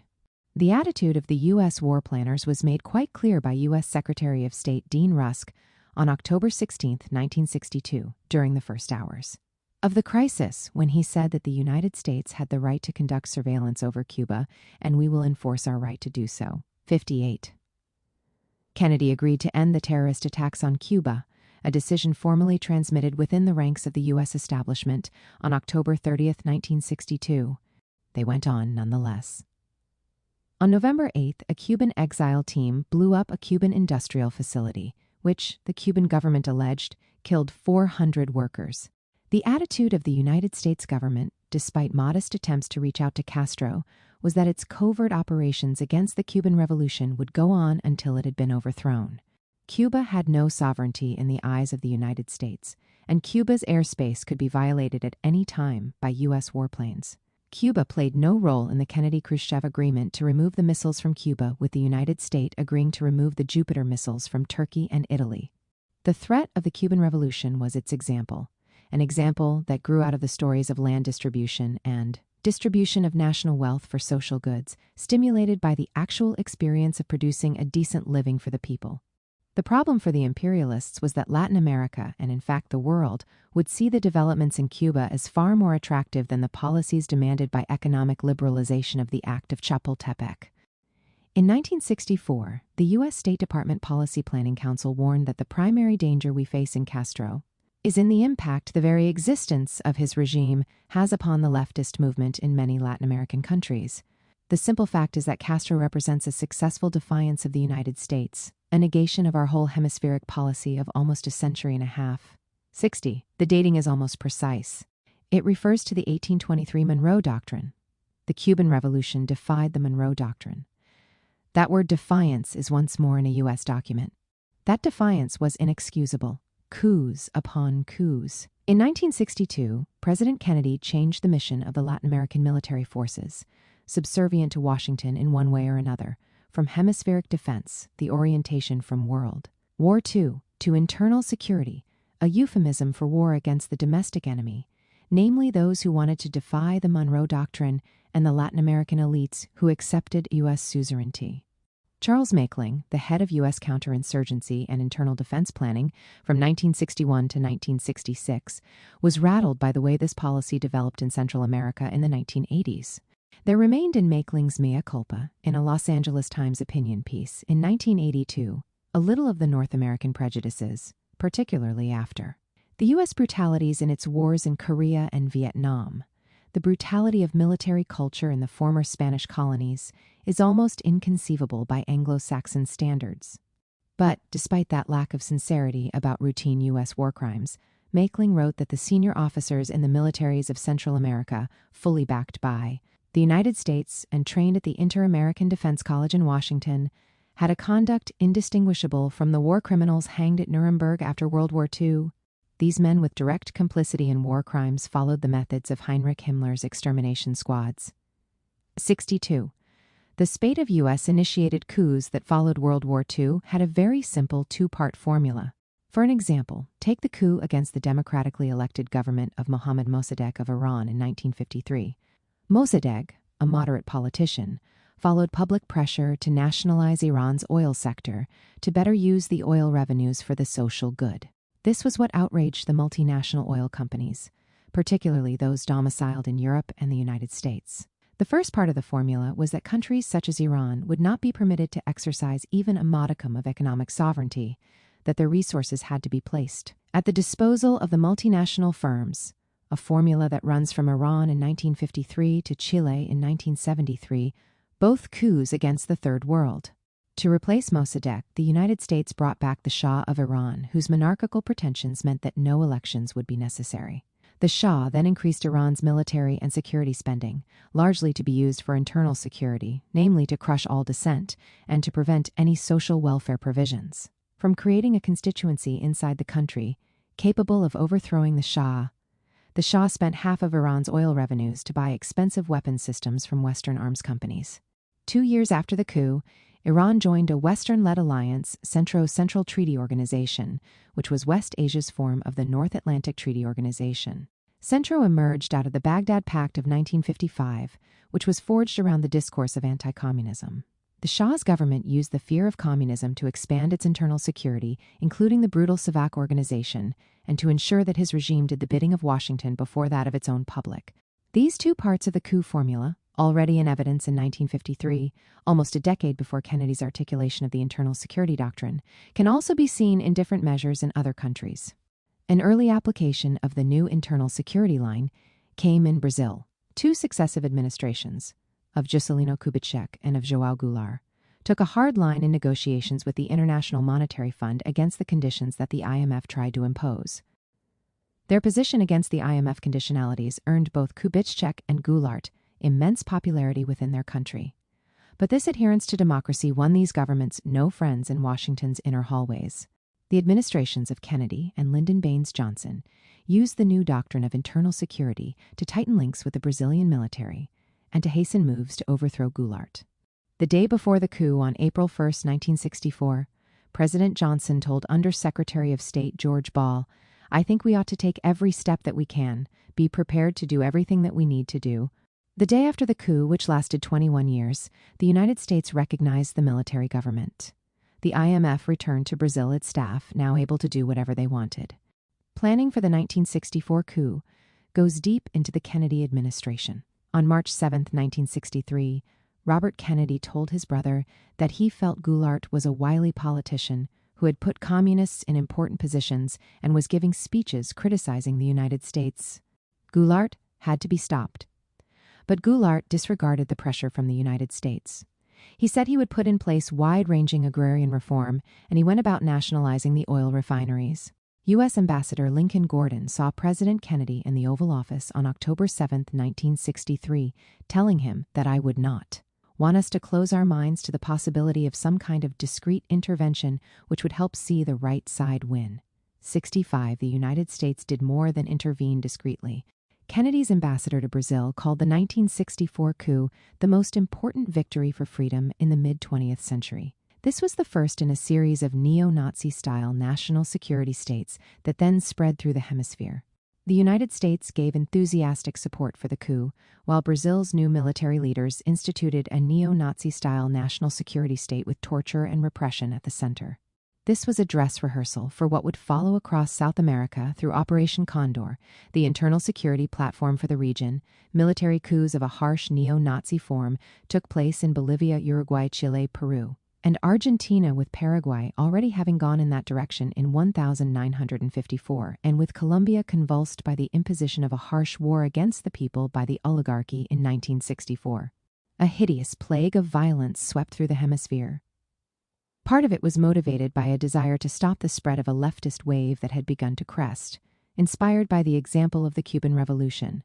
Coups upon coups, blood upon blood was imposed on the world to prevent the advance of anything that resembled anti-colonialism or socialism. The example of Haiti. In January 1963, CLR James wrote an essay called From Toussaint Louverture to Fidel Castro that would later be published as an appendix to the reissue of his 1938 classic about the Haitian Revolution called The Black Jacobins. In his essay, James wrote that what took place in Haiti in 1792 to 1804 reappeared in Cuba in 1958-66. For the purpose of James's book, the linkage between the Haitian Revolution and the Cuban Revolution made sense. However, for our purposes, another comparison would be far more useful, that between the Haitian counter-revolution of 1957 and the Cuban Revolution of 1959.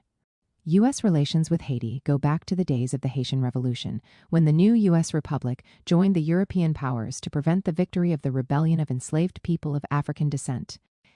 Haiti's successful revolution of 1804 was met with a harsh reaction from Washington, which refused to recognize Haiti till 1862, when the imperatives of the American Civil War, 1861 to 1865, forced the hand of the U.S. government. South Carolina Senator Robert Hayne put it bluntly in 1824, "Our policy with regard to Haiti is plain.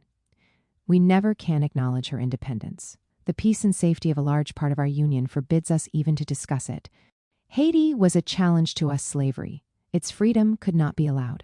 George Washington's government sent $400,000 to support the white planters. Demands by France that Haiti pay for its liberation escalated into preventing Haiti, like Cuba later, from becoming defiant against the imperialists and building its own sovereign political process. For the century and a half after 1804, Haiti spent 80% of its revenues to pay off its debt, considerable amounts to Chase Bank in New York, which bought the debt from France. Ongoing interventions eroded the Haitian Revolution's promise, particularly the intervention of U.S. troops in 1915. Authorized by Woodrow Wilson, who was president of Princeton University. This intervention morphed into the occupation of Haiti till 1934, during which time Wilson's warriors, as viciously racist as his administration, murdered and destroyed, reinstituted virtual slavery, dismantled the constitutional system to turn the country into a U.S. plantation, and established the National Guards that held the country in its grip for decades afterward. Most observers agree that the achievements of the occupation were minor, writes Haiti scholar Michel Rolph Trouillot. They disagree only as to the amount of damage it inflicted. 67. The occupation by the United States reflected, Trouillot left the country with two poisoned gifts, a weaker civil society and a solidified state apparatus. This state apparatus crushed all dissent. The Haitian Communist Party, formed in 1934 as U.S. Marines left Port-au-Prince, was proscribed 2 years later. A few weeks after François Duvalier, later known as Papa Doc, came to power in late 1957, U.S. Ambassador Gerald Drew wrote a note to the Secretary of State in Washington. The note clarified the central role of the Haitian security services, with the military at its heart. Duvalier won the election with his army's assistance and would not long stay in office without army support. The U.S. ambassador felt that the Chief of Staff General Antonio Thrasybule Cabral, the former head of the military junta, was exercising his rule through personal domination of the president and his ministers. There was no surprise that the surface calm in Haiti after the election was due largely to the public's fear of the strong repressive policy of the army to intimidate the masses and the opposition leadership. Purely political arrests and threats of arrests continue, as do police entry and search of private homes without warrants. This was in the first weeks of Duvalier's regime, which very soon would receive aid and assistance, including diplomatic support, from the United States government. This support for Duvalier's regime earned immediate results for the United States as Haiti cast the decisive vote in January 1962 to expel Cuba from the Organization of American States. While Haiti was paraded by the U.S. as a democratic country at the UN, and where it used its credentials to remove Cuba from the OAS, the blood continued to flow inside Haiti with the full knowledge and support of Washington. In the first decade of Papa Doc's rule, Chief of Police John Tassi affirmed that 2,053 people were killed in the police headquarters. Over the course of the rule of Papa Doc and his son Jean-Claude Baby Doc Duvalier, their militia group called the Tonton Maco participated in the killing of around 50,000 people. The name of the group comes from a Haitian story about Uncle Gunny Sack, Tonton Macoute, who kidnaps children and stuffs them in a gunny sack. The United States fully backed the regime of Papa Doc and Baby Doc, with the United States Agency for International Development hoping to turn Haiti into a Taiwan of the Caribbean. 71 Haiti was the economic miracle of the usual sort. U.S. taxpayers funded the establishment of corporate factories and fields in Haiti, with wages at subpar levels, a decline of 56% of wages in the 1980s, no unions, and ample terror. And all of this happened during the time when Cuban social indicators improved dramatically. Talk of overthrowing the Cuban Revolution, turning that fucking island into a parking lot, as Haig said in 1981, came alongside the establishment of the permanent dictatorship in Haiti. In June 1985, when the Haitian legislature adopted a new law that required all political parties to recognize Jean-Claude Duvalier as the supreme arbiter of the nation for life, the United States was impressed. Paul Farmer, the founder of Partners in Health, remembers that he was in the U.S. Embassy on July 4, 1985, when Ambassador Clayton McManaway said that this new law was an encouraging step forward. An unnamed U.S. State Department official told Newsweek, "With all of its flaws, the Haitian government is doing what it can.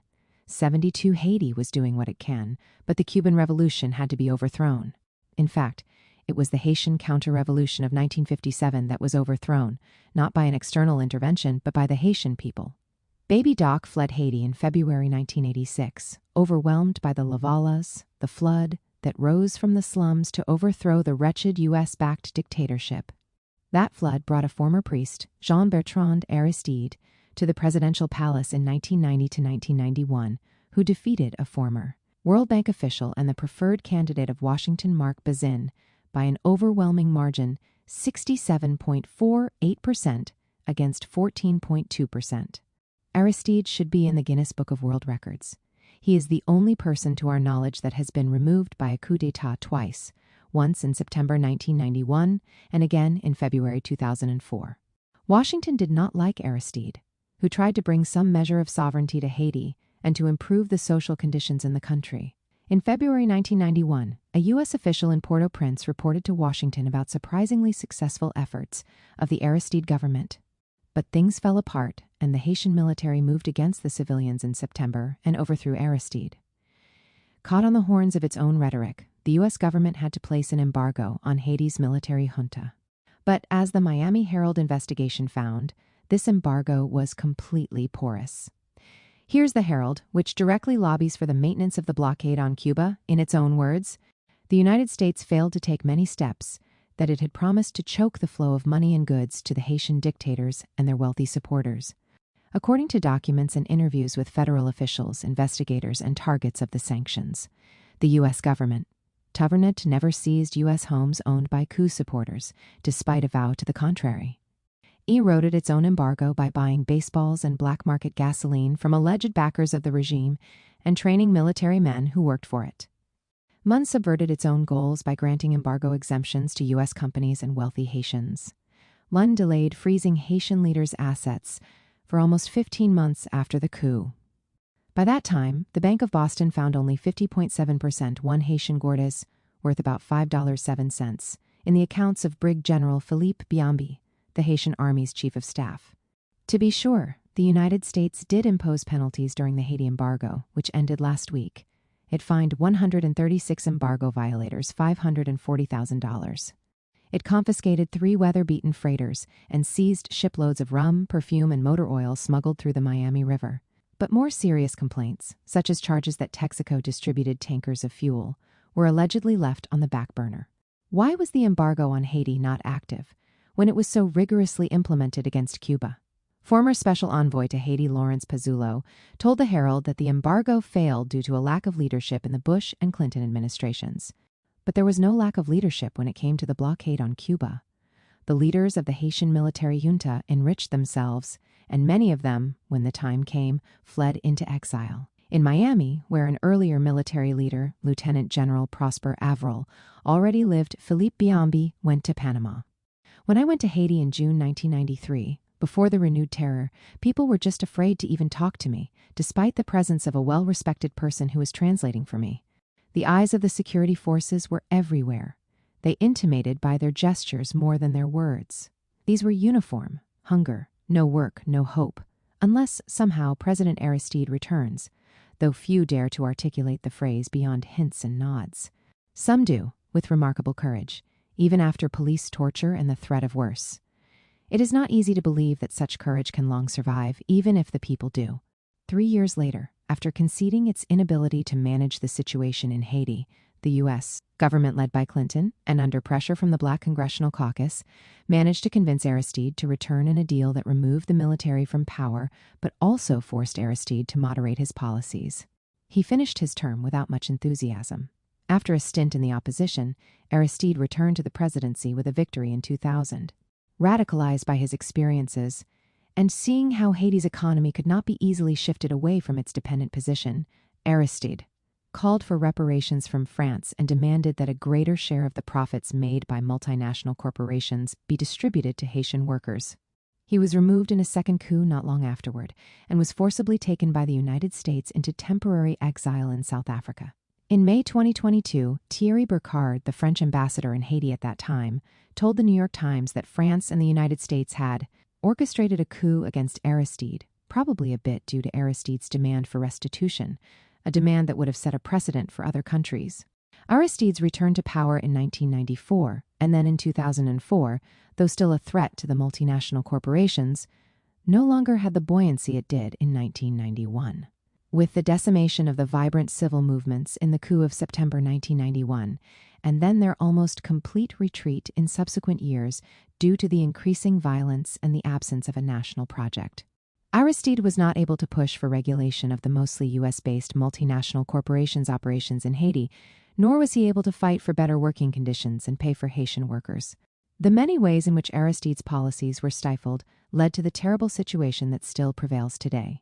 President Bill Clinton entered office with a promise to stand up for Haiti, but of course, in an act of bipartisanship, Clinton stood with the multinational corporations and the business elites in Haiti, including the military, against the majority of the Haitian people.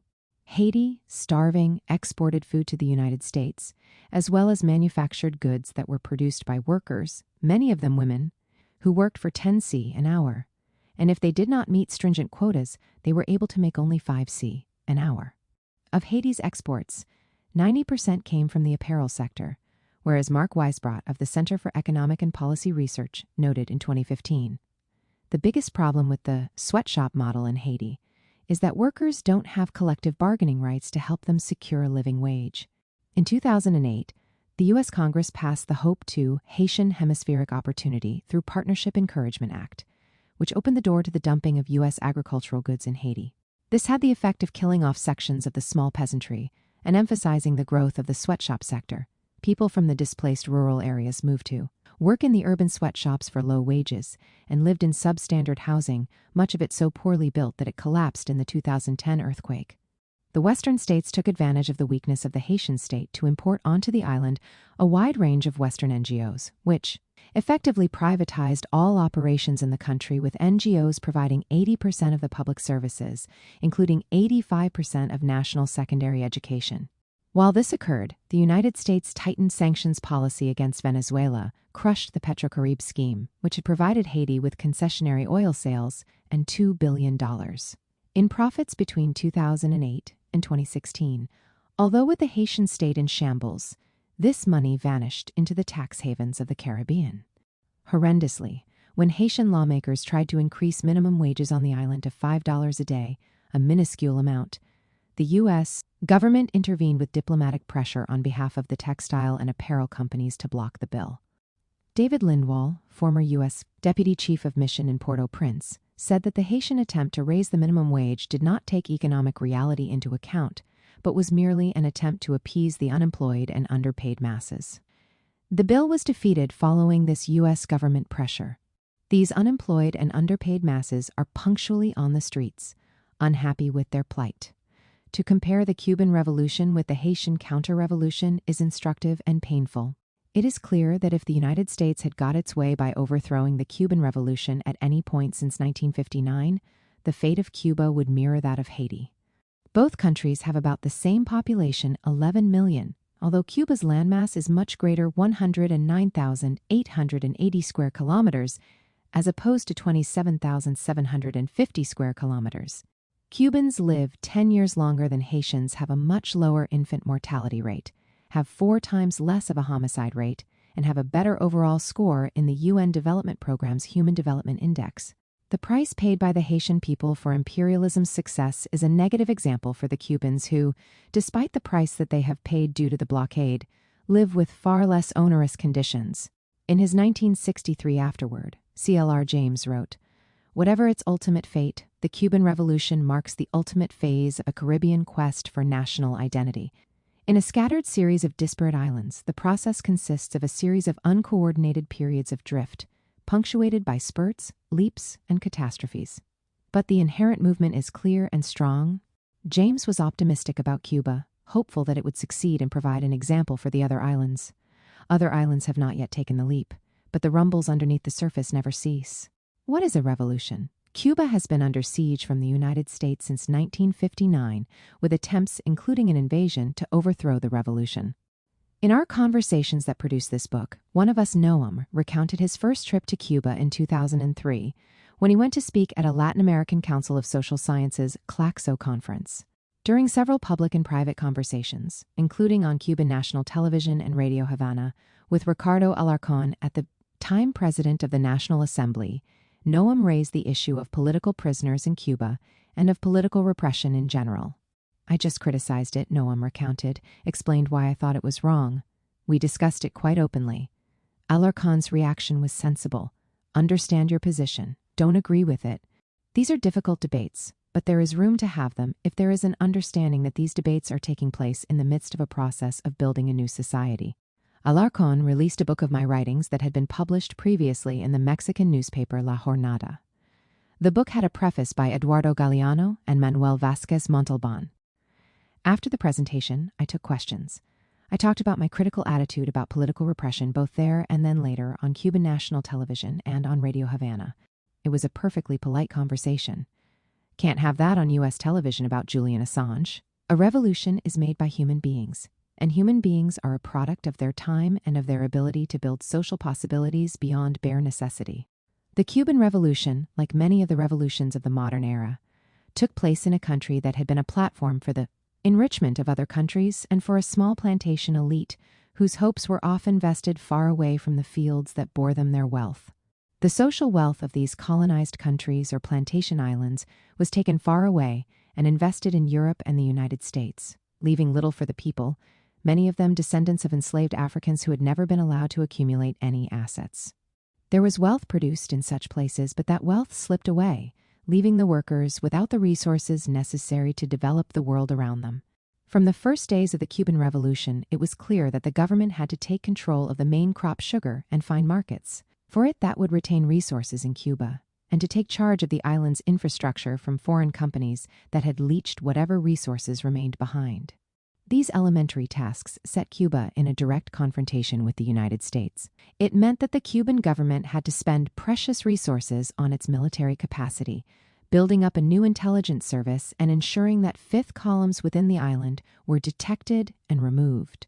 A country that had never enjoyed the basics of liberal democracy could not afford to adopt a system that would allow the right wing to spread lies about the revolution's agenda and to undermine the path set for social development. This was the actual context for the creation of the Cuban Revolution, a context that requires some hard realities to be confronted. One of the hard realities of building a revolution is what one does with people who work with counter-revolutionary forces to overthrow the process. In this context of relative poverty and attacks from the United States, the Cuban Revolution was able to improve the basic conditions of the lives of the Cuban people, which is why the Cuban people defend their revolution so fiercely. After the Bay of Pigs invasion, Fidel argued that the invaders came to fight for free enterprise, which meant that they came to return Cuba to the pre-1959 condition of near slave labor conditions, slums, and general ill health. There was no incentive in 1962 for the masses to rise up against the Cuban Revolution, just as there is no compelling narrative today, despite the difficult conditions imposed on the island by the U.S. blockade, to rise up in large numbers and return the country to its pre-1959 situation. The Cuban Revolution has been able to survive because of its achievements for people's lives. Two of its most extraordinary achievements are in the fields of education and healthcare, which is why the various development indices, including, after 1990, the Human Development Index, show Cuba at levels that match the richer nations, such as the United States. As with many revolutions, during the process of victory in Cuba, large numbers of professionals left the country along with the elite. The Cuban government often says that half of the doctors left the island over the course of the 1960s. Nonetheless, through the largesse of the socialist state and the hard work of those medical personnel who remained, life expectancy rates rose and infant mortality rates declined. Cuba eradicated plagues of the developing countries, malaria and polio, and brought to heel the ravages of diphtheria, intestinal parasites, and tuberculosis. In Havana's Center for Genetic Engineering and Biotechnology, Dr. Gerardo Pujol Ferreira said that his country has almost eradicated hepatitis B using a vaccine developed at the center. That vaccine, Herbert-Biovac HB, has been administered to 70 million people around the world. We believe that this vaccine is safe and effective, he said. It would help to eradicate hepatitis around the world, particularly in poorer countries. As conditions of basic healthcare improved, with local clinics and doctors set up across the country, so did basic education, first for primary and then later for secondary schools and colleges. By the 1980s, all children went to school, and adult literacy rose to near 100%. The Cuban literacy campaign that began in 1960 included the work of over 200,000 teachers who formed the Alfabetizadores Populares literacy brigades and went across the country to vitalize education. One way that the Cuban Revolution was able to accomplish these basic standards was that the government spent more than half of its budget on healthcare, education, and elder care. Human needs came before any other needs. Of course, not all problems were easily solved. The taproot of wretched social inheritances, racism, machismo, is difficult to pull out of the soil of any society. Abolishing racial discrimination by law in March 1959 sent a powerful message through the country, but it would take decades to push against the deep roots of racism that were a legacy of the period of enslavement and of the gangster era that followed.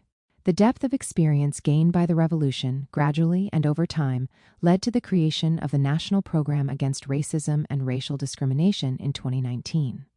The same limitations presented themselves for women's emancipation, and for the establishment of dignity against a range of discriminations, including against homosexuals and later against people who identified as LGBTQ+.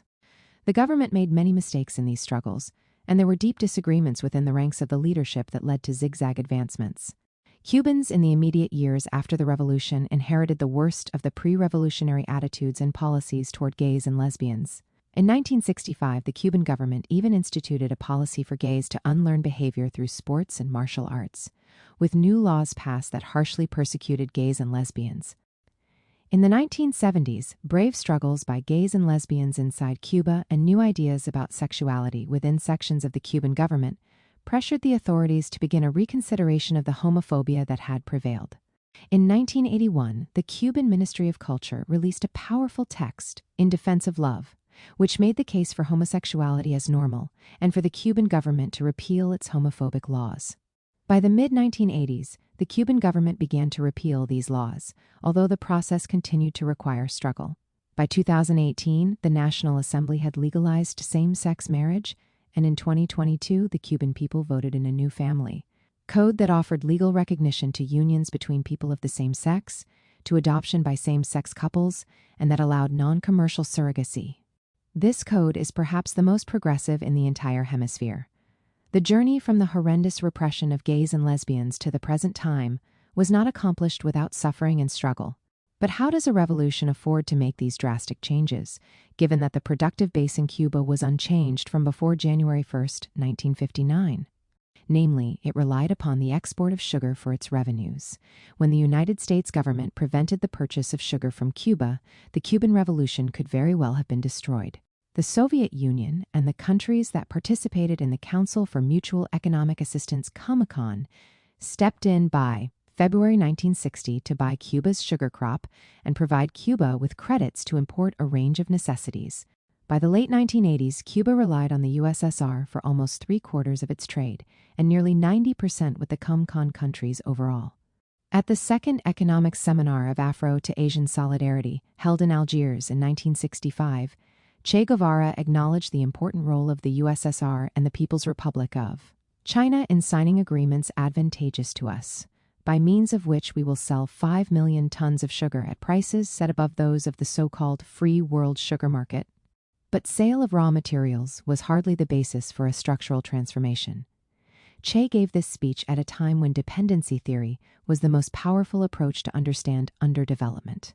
The theory argued that underdevelopment in the poorer nations was produced by the development of the former colonizers, who plundered wealth to build their own societies.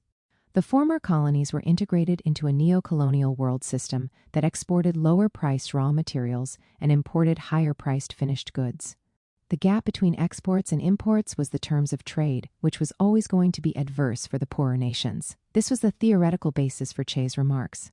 Cuba needed to industrialize to break this dependency cycle, but to do so would require capital. And here, Che laid out a plan for socialist states to provide capital, not to tie the poorer countries to them, but for the full development of the poorer nation.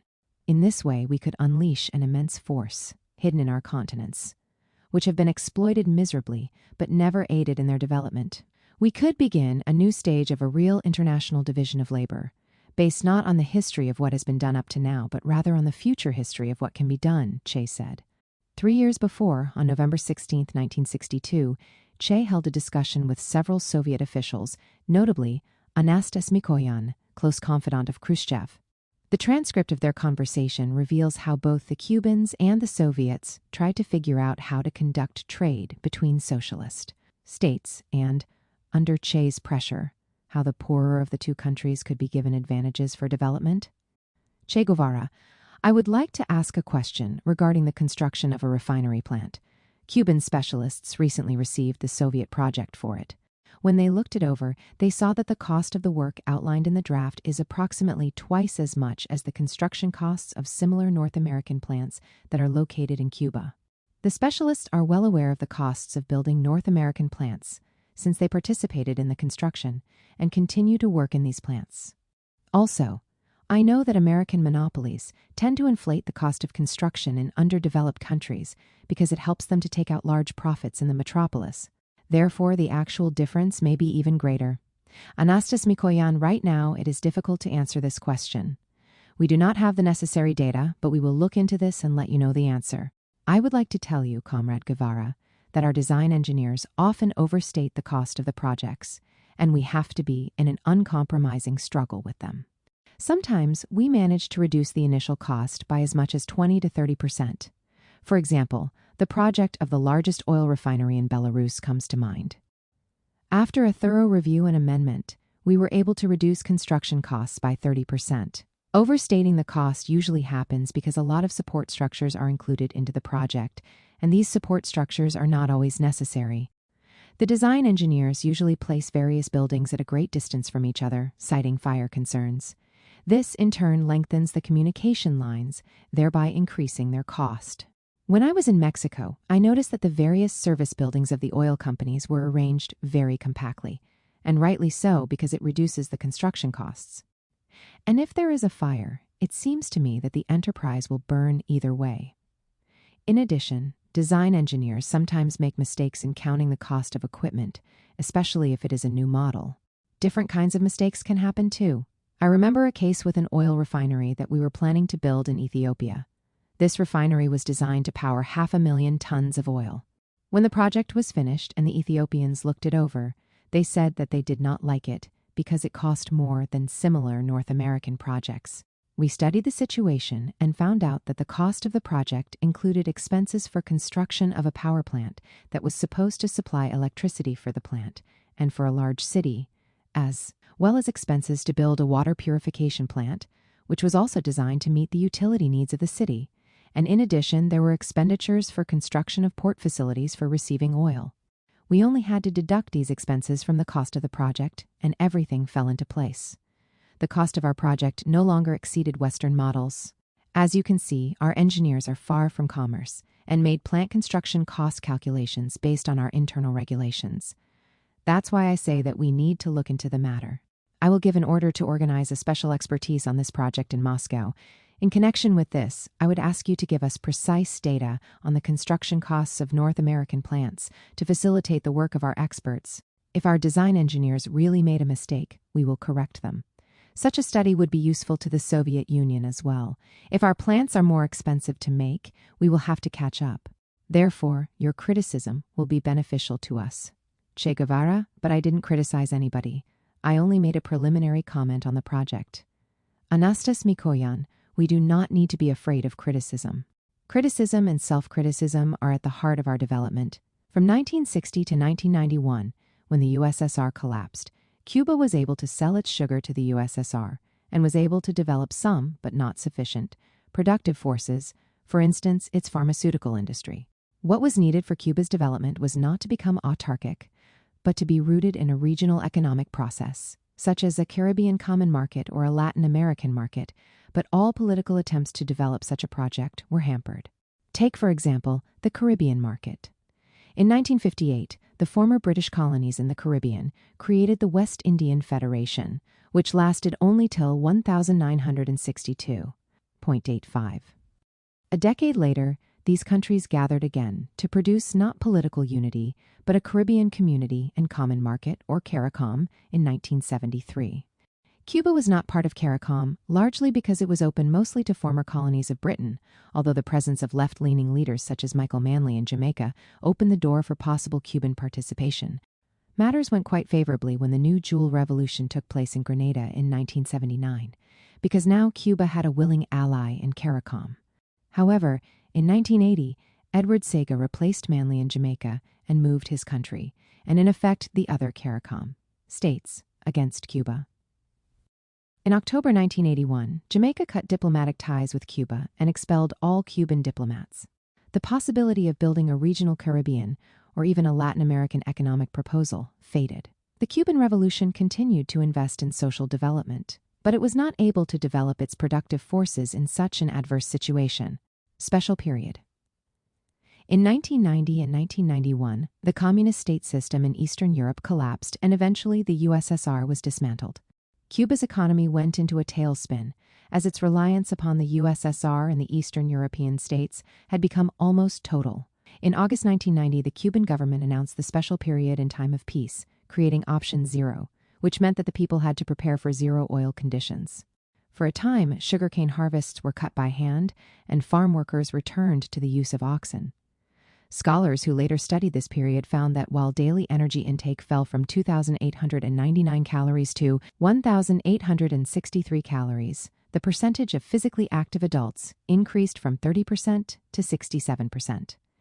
But there were new opportunities as well. Richard Levins, who first went to Cuba in 1964 to study agricultural systems, notes that during the special period, ecologists by conviction were joined by ecologists by necessity. Though the Cuban Constitution in 1975 had said that the state must protect the environment, this was not properly enacted at that time. Despite the cutting of wood for fuel out of desperation in the special period, the Cubans made many innovations.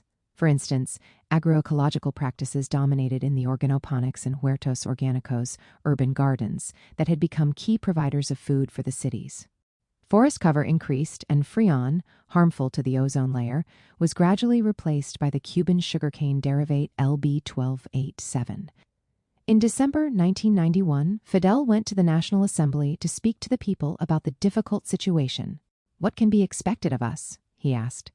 "That we capitulated, run down our flags, surrender, abandon the struggle?" Someone yelled from among the lawmakers, "Never!" That was the spirit in Cuba. The principles of survival focused the attention of the Cuban Revolution. Food was a priority, and so was maintaining the general focus on social development. Budgetary allocations, narrowed by the lack of exports and the low-price oil, remained committed to the basics of building human life. Nonetheless, the special period had to demand new ways of earning income, tourism being a central possibility for a small island nation with few other resources. But tourism did not come without its costs. Resources had to be diverted to build the infrastructure for visitors, and dollars found their way into the economy, creating the basis for multiple forms of corruption. Jamaica Kincaid's 1988, A Small Place, warned about the perils of tourism for her home island Antigua, and a rich literature had already developed by the time of the special period that detailed the problems that reliance upon tourism for foreign exchange might bring. It was a terrible choice for Cuba to have to make, but tourism seemed the only possibility at the time. Both of us, at different times in the aftermath of the special period, had conversations with Fidel Castro and other Cuban officials who were strikingly honest and clear about the problems facing their country. When Vijay met Fidel Castro in Durban, South Africa in 2001, he remembers how Fidel became emotional when talking about the suffering of the previous decade. This conversation took place during the World Conference Against Racism, sponsored by the United Nations, amid a great contest between the U.S.-led bloc and the Global South over how to define racism and whether to allow the idea of reparations to be on the agenda. The weakness of the Global South was evident. Fidel played the role of the leader of the South at this meeting. As usual, he was buzzing with energy, wanting to talk about how the Cuban resistance in this period gave him the confidence to lead a process for the Global South in total. The Cuban people had to struggle to maintain the integrity of their revolution, to defend their process in a world that had been left adrift after the collapse of the USSR. What was memorable about his reflections was the view that the special period was inevitable, because it had already become clear by the mid-1980s that the USSR could not provide the economic linkages needed by Cuba. That Cuba needed to adapt to the new era was obvious, but that it must do so by being anchored in a socialist agenda was not so difficult to maintain. Fidel spoke about how development would not come with aid or tourism, but needed the enhancement of Cuba's productive forces. But if access to capital had been difficult in the time before the special period, it was virtually impossible in this time.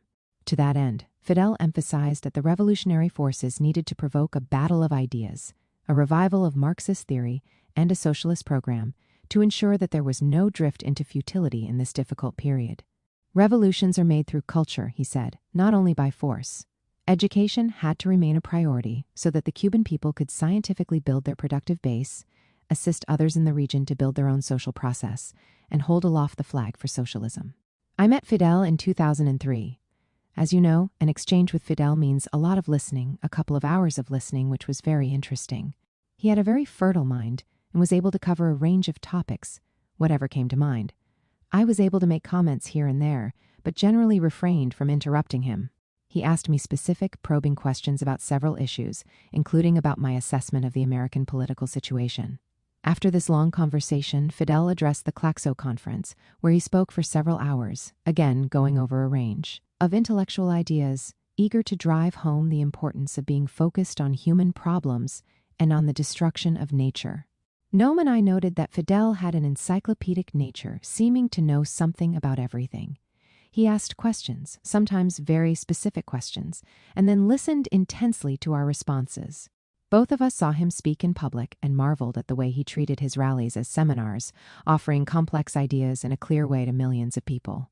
What the Western media would caricature as demagogy was seen by most Cubans as Castro's pedagogy. Fidel's speech on December 27, 1991, to the National Assembly exemplifies his style.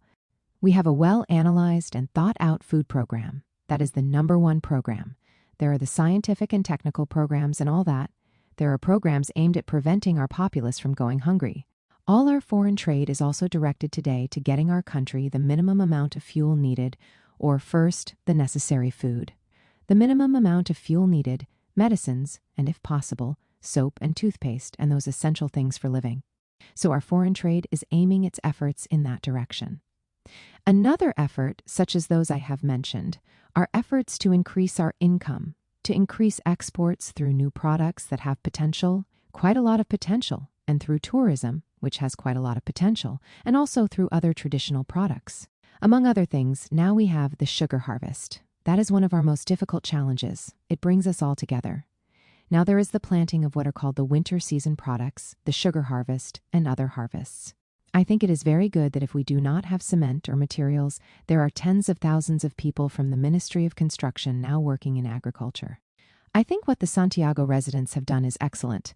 The textile factory is a magnificent example. I said that a few days ago. Wherever there is a chance, we have men and women do something useful. Of course, our standards are the most just. We do not leave a single citizen unprotected. We do not leave a single citizen, university graduate, or middle-level technician who graduates to his fate. We do not leave anyone to their fate. No socialist country can do that. A capitalist country could not do that. Only a socialist system could do what we are doing, with this principle of distributing what we have among all of us, as in a family. The challenges of the special period drew on the revolution's unique strengths. Cuba's focus on education and health created a social fabric that remains rational and committed, where social problems must be dealt with not with demagogy but with science.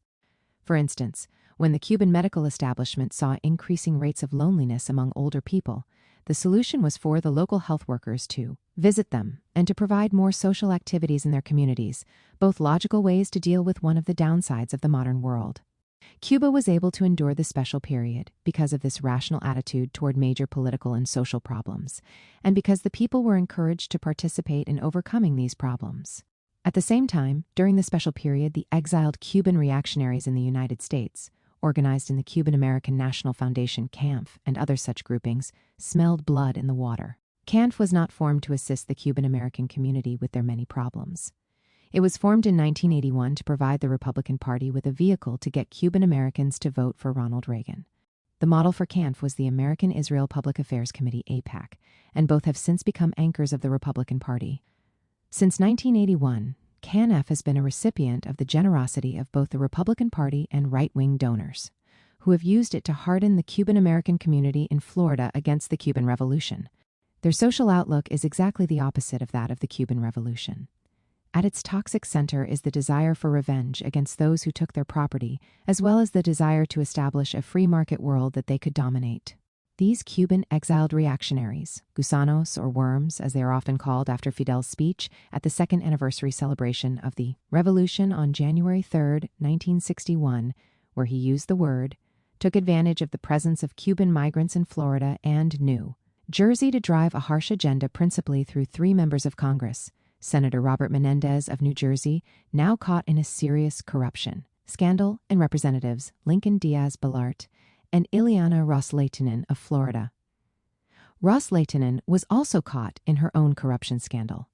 The deeply divided political atmosphere in the United States made Florida appear as the battleground state of greatest importance, which elevated the Cuban American vote and thus the role of CANF and its leader, Jorge Mas Canosa. Both Republicans and Democrats courted that vote, bringing Cuba into the debate over the 1992 U.S. presidential elections. Before the elections, President George H.W. Bush rushed through the Cuban Democracy Act 1992, also known as the Torricelli Act, and shortly before the legislative elections, President Bill Clinton signed the Cuban Liberty and Democratic Solidarity Act 1996, also known as the Helms-Burton Act. The Torricelli Act forbade the subsidiaries of U.S. firms from trading with Cuba, prevented ships that had docked in a Cuban port from entering the United States, and cut many channels for humanitarian contact between the United States and Cuba. The law included a section known as Track 2, which stated that the U.S. government must open channels for a post-communist Cuba.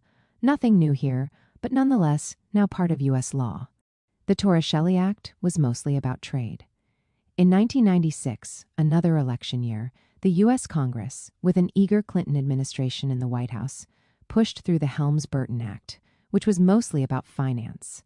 It not only sanctioned any U.S. firm that conducted commercial relations with Cuba, but even ordered secondary sanctions against firms from other countries. Any negotiations with Cuba, the Helms-Burton Act argued, had to be done only after Cuba had resolved the dispute over property claims by those expropriated as part of the revolutionary process. It was transparent that these two acts were not about Cuba per se, but about the political narcissism of U.S. elites who were willing to tighten the screws on Cuba for their own gain. Torricelli was a liberal congressman from Florida, and Clinton was the darling of the liberals. Helms was the vicious racist senator from North Carolina. Whether Republican Bush or Democrat Clinton, these representatives of the U.S. political elite held in common the sadism against Cuba that has been reflected in each and every presidential administration in the United States since January 1, 1959, even when the role of the Cuban lobby was practically negligible in the 1960s and 1970s. The general attitude toward Cuba in the U.S. establishment was laid out by Clinton's Secretary of State for Cuba, Richard Nuccio, an expert on Guatemala. In an interview with the Washington Times and in a speech given to the West Point Society in South Florida, Nuccio laid out the three basic elements of U.S. policy regarding Cuba during the special period. The first component was the most complete economic embargo being enforced by the United States anywhere in the world, which had begun full scale in 1961 and had been tightened by the Torricelli Act of 1992. Second, the United States government, through its own version of Track 2 diplomacy, maintained contact with sections of the Cuban American population that were preparing for a post-Cuban Revolution government. Third, the U.S. government pledged to respond in carefully calibrated ways to positive developments which were to happen in Cuba. In other words, to be prepared to assist in regime change at any time. The Torricelli Act strengthened the blockade that began in 1961, and the Helms-Burton Act of 1996 established a roadmap for a post-revolutionary Cuba, including a pledge for a new government to restore the property of those who had seen their private wealth, land, and businesses expropriated. There was now a hardened agenda against Cuba weakened by the fall of the USSR, and a direct statement that the United States would like to return to the situations of pre-revolutionary Cuba. The attitude of the U.S. government was made clear by Senator Jesse Helms in 1995 when he put forward his bill. Let me be clear. Whether Castro leaves Cuba in a vertical or horizontal position is up to him and the Cuban people. But he must and will leave Cuba. 89. Many of the close allies of the United States, such as Canada, the European Union, Mexico, and Japan, were bewildered by the provisions in Title III of the Helms-Burton Act, which said that foreigners could be sued in U.S. courts if they violated the U.S. blockade against Cuba. This was basically an extraterritorial application of a U.S. law, which of course violated key elements of international law. The United States bureaucrats replied to these complaints by saying that the United States was within its rights under the North American Free Trade Agreement, NAFTA, and the World Trade Organization, WTO, both of which were established in 1994. Clinton, as a compromise, said that there would be a 6-month period when no lawsuits could be filed under the Helms-Burton Act. In October 1996, the European communities went to the WTO to ask for a dispute settlement panel to be created. The WTO noted of the claim. The EC claims that U.S. trade restrictions on goods of Cuban origin, as well as the possible refusal of visas and the exclusion of non-U.S. nationals from U.S. territory, are inconsistent with the U.S. obligations under the WTO agreement. Neither side could budge, with the United States firm on its commitments to the act and to the overthrow of the Cuban Revolution, and the Europeans and a few others upset by the extraterritorial implications of the law. In early January 1997, Clinton once more postponed the application of the law by 6 months. The European Union welcomed this step. European Commission President Jacques Santer said that, while the Europeans were happy with Clinton's suspension, we remain firmly opposed to all extraterritorial legislation, whatever its source, and will continue to defend our interests. It is important to note that there was no objection to the strangulation of Cuba. Important U.S. business interests took a line against the Helms-Burton Act because they said it would hamper their ability to do business with Cuba. 5 important business lobbies: National Foreign Trade Council, Organization for International Investment, U.S. Chamber of Commerce, European American Chamber of Commerce, and U.S. Council for International Business, sent Clinton a letter with their objections laid out.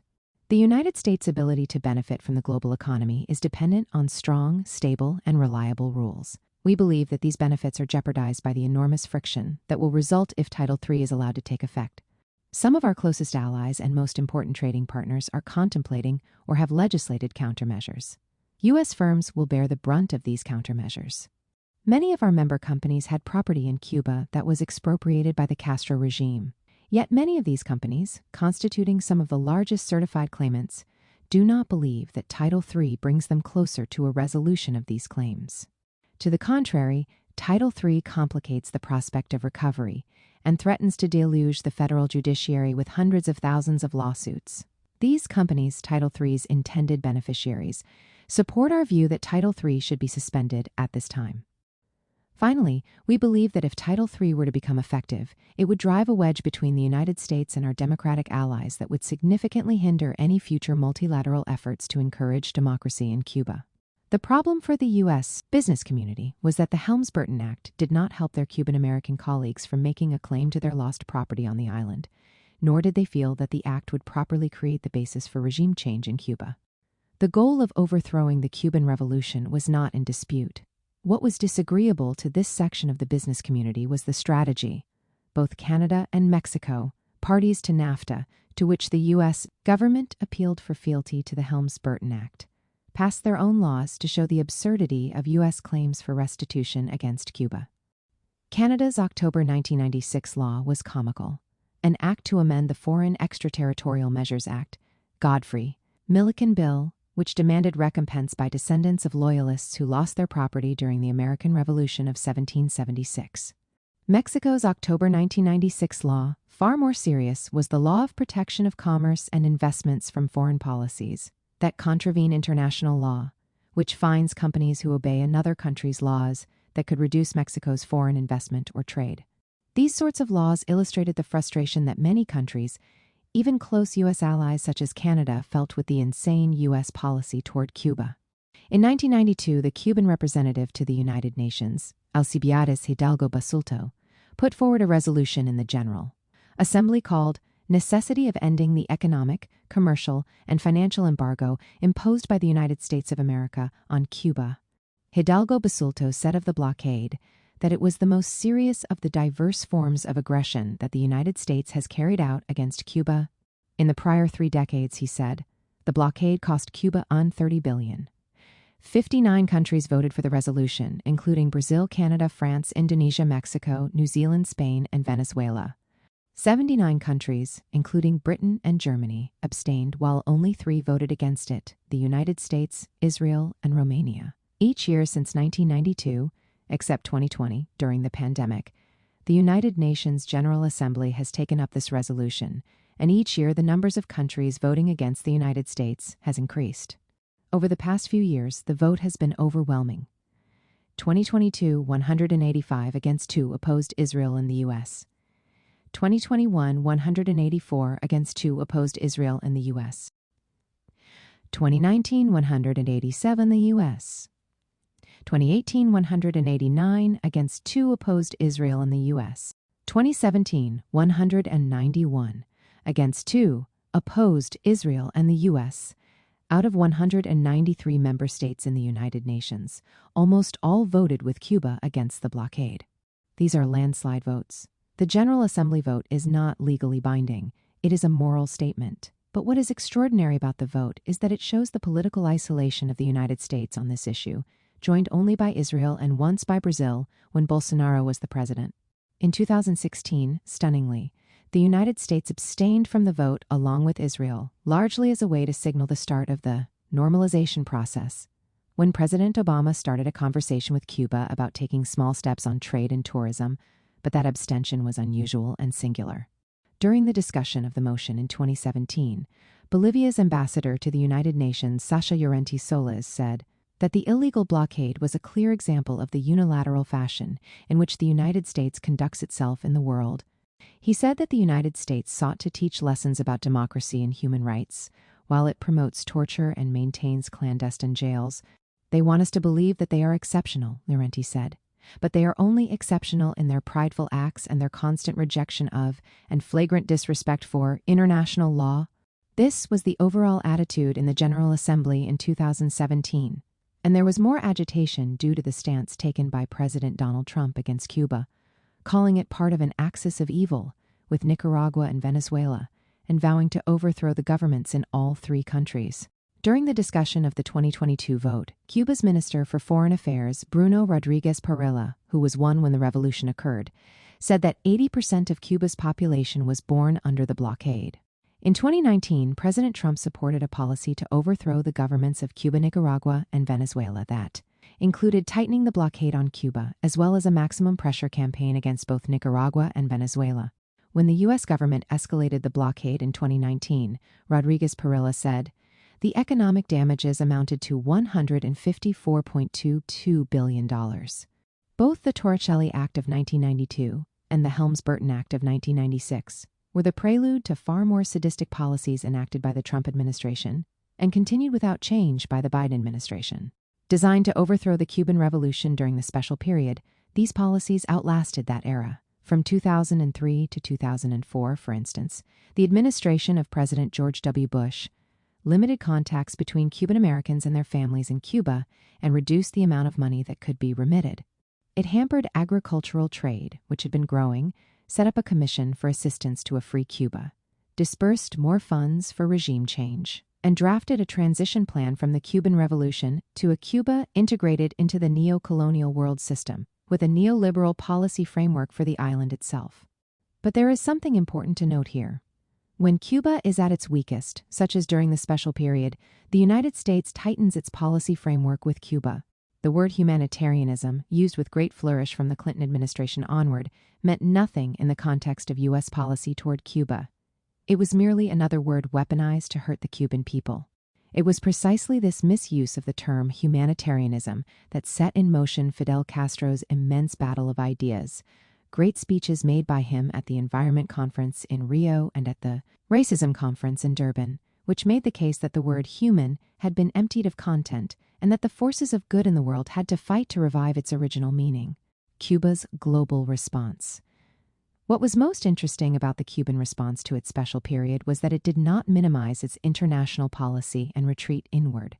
Instead, from 1959 onward, Cuba, a very small country, developed an incredible internationalist attitude and internationalist policies. Cuba became the haven of left thinkers and militants, hosting political conferences such as the Tricontinental in 1966 and conferences on film and art that pioneered the style of the imperfect cinema. 95 Cuba, as the capital of the Third World left, welcomed artists, intellectuals, revolutionary leaders, and cadres of revolutionary organizations to share ideas and train in Havana. At the same time, Cuban doctors, engineers, military trainers, and sports trainers went to countries in Africa, Asia, and across Latin America to provide their vital assistance. The three most important examples of the internationalism that sparkled during the special period are its policy toward national liberation in Africa, its policy of medical internationalism, and its policy of leadership of the Third World. 1. National liberation in Africa. In 1988, apartheid South Africa invaded Angola. This act was conducted by the South African Forces to Defend Itself, the United States government said, from the most notorious terrorist group, Nelson Mandela's African National Congress. By this period, the U.S. government, led by President Ronald Reagan, was virtually alone in its full-throated support for the apartheid regime. It even violated congressional sanctions to increase trade with its South African ally. Washington joined South Africa in providing crucial support for Jonas Savimbi's terrorist Unita União Nacional para a Independencia Total de Angola army in Angola doing. So even after Savimbi had been roundly defeated in a carefully monitored free election in 1992, and after apartheid South Africa withdrew its support of him, the British ambassador to Angola, Merrick Golding, described Jonas Savimbi as a monster whose lust for power had brought appalling misery to his people. A 1989 UN inquiry, through the UN Angola Verification Mission 1, estimated that South African depredations led to 1.5 million deaths in neighboring countries, including Angola. Cuba intervened in 1975 with a major troop deployment on the side of the MPLA, Movimento Popular de Libertação de Angola, and South African and Namibian forces. It was this Cuban intervention, at great cost to the small island, that beat back the South African aggressors, defeating them at the Battle of Quito Cuanavale in 1987-88, and compelling them to withdraw from illegally occupied Namibia. Later, Fidel Castro told the journalist Ignacio Ramonet about the overwhelming victory at Quito Cuanavale and how this victory, by the MPLA and its allies, including the Cubans, was a catastrophic setback to the apartheid South Africans. In 2008, Namibia's president, Hifikepunye Pohamba, awarded Fidel Castro with the Order of the Most Ancient Welwitskia Mirabilis, his country's highest award. "We are indebted to the Cuban government and the heroic Cuban people for this support," he said, "and we shall never forget this unparalleled example of selfless internationalism."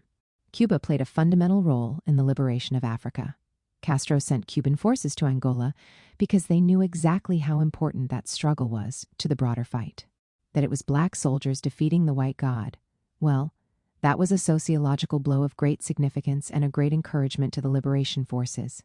In fact, as soon as Nelson Mandela was released from prison, his first trip was to Havana to thank Cubans for having played this incredible role in the liberation of Africa. Interestingly, Cubans took no credit for it. They wanted the credit to be taken by the local guerrillas. There's nothing like this in history. That's an amazing example of solidarity, helping to overthrow vicious oppression and never even taking credit for it. And, of course, for Cuba, it was very costly because it led to harsher sanctions than ever before from the United States. 2. Medical internationalism.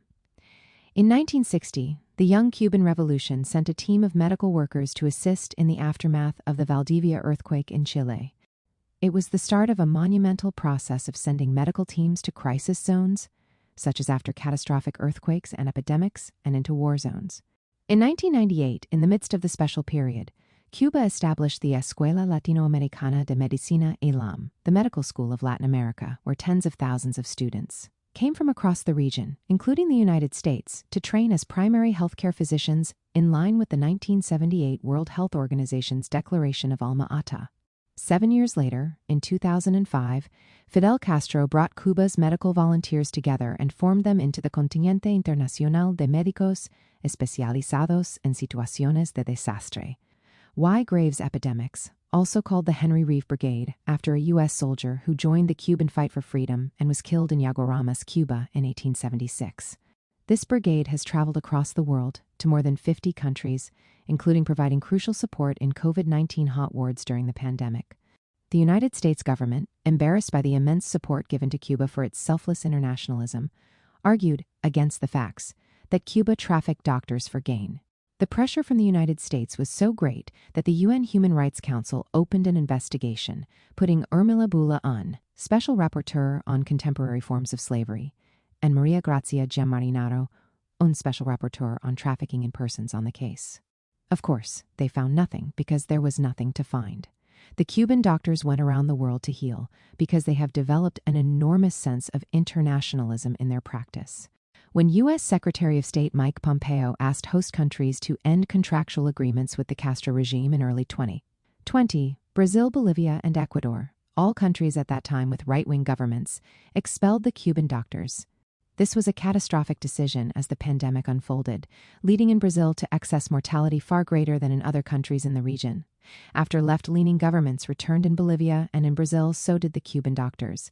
Little wonder that there has been a sustained campaign to ask the Nobel Committee to honor itself by giving the Cuban doctors the Peace Prize. Cuban doctors don't go to the wealthy cities. They go off into rural areas, to the most difficult areas where there's no medical provision, to these areas where there is the most need for them.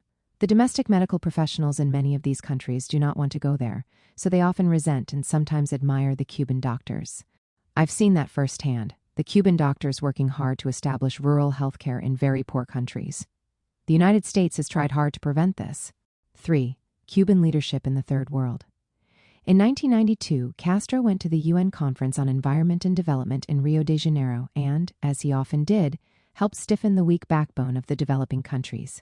It was through Castro's insistence that many of the developing states stood firm to defend the formula of common and differentiated responsibilities, which means that environmental destruction is commonly experienced around the world, but that responsibility for it has to be vested with the old colonial powers, now the leading capitalist states.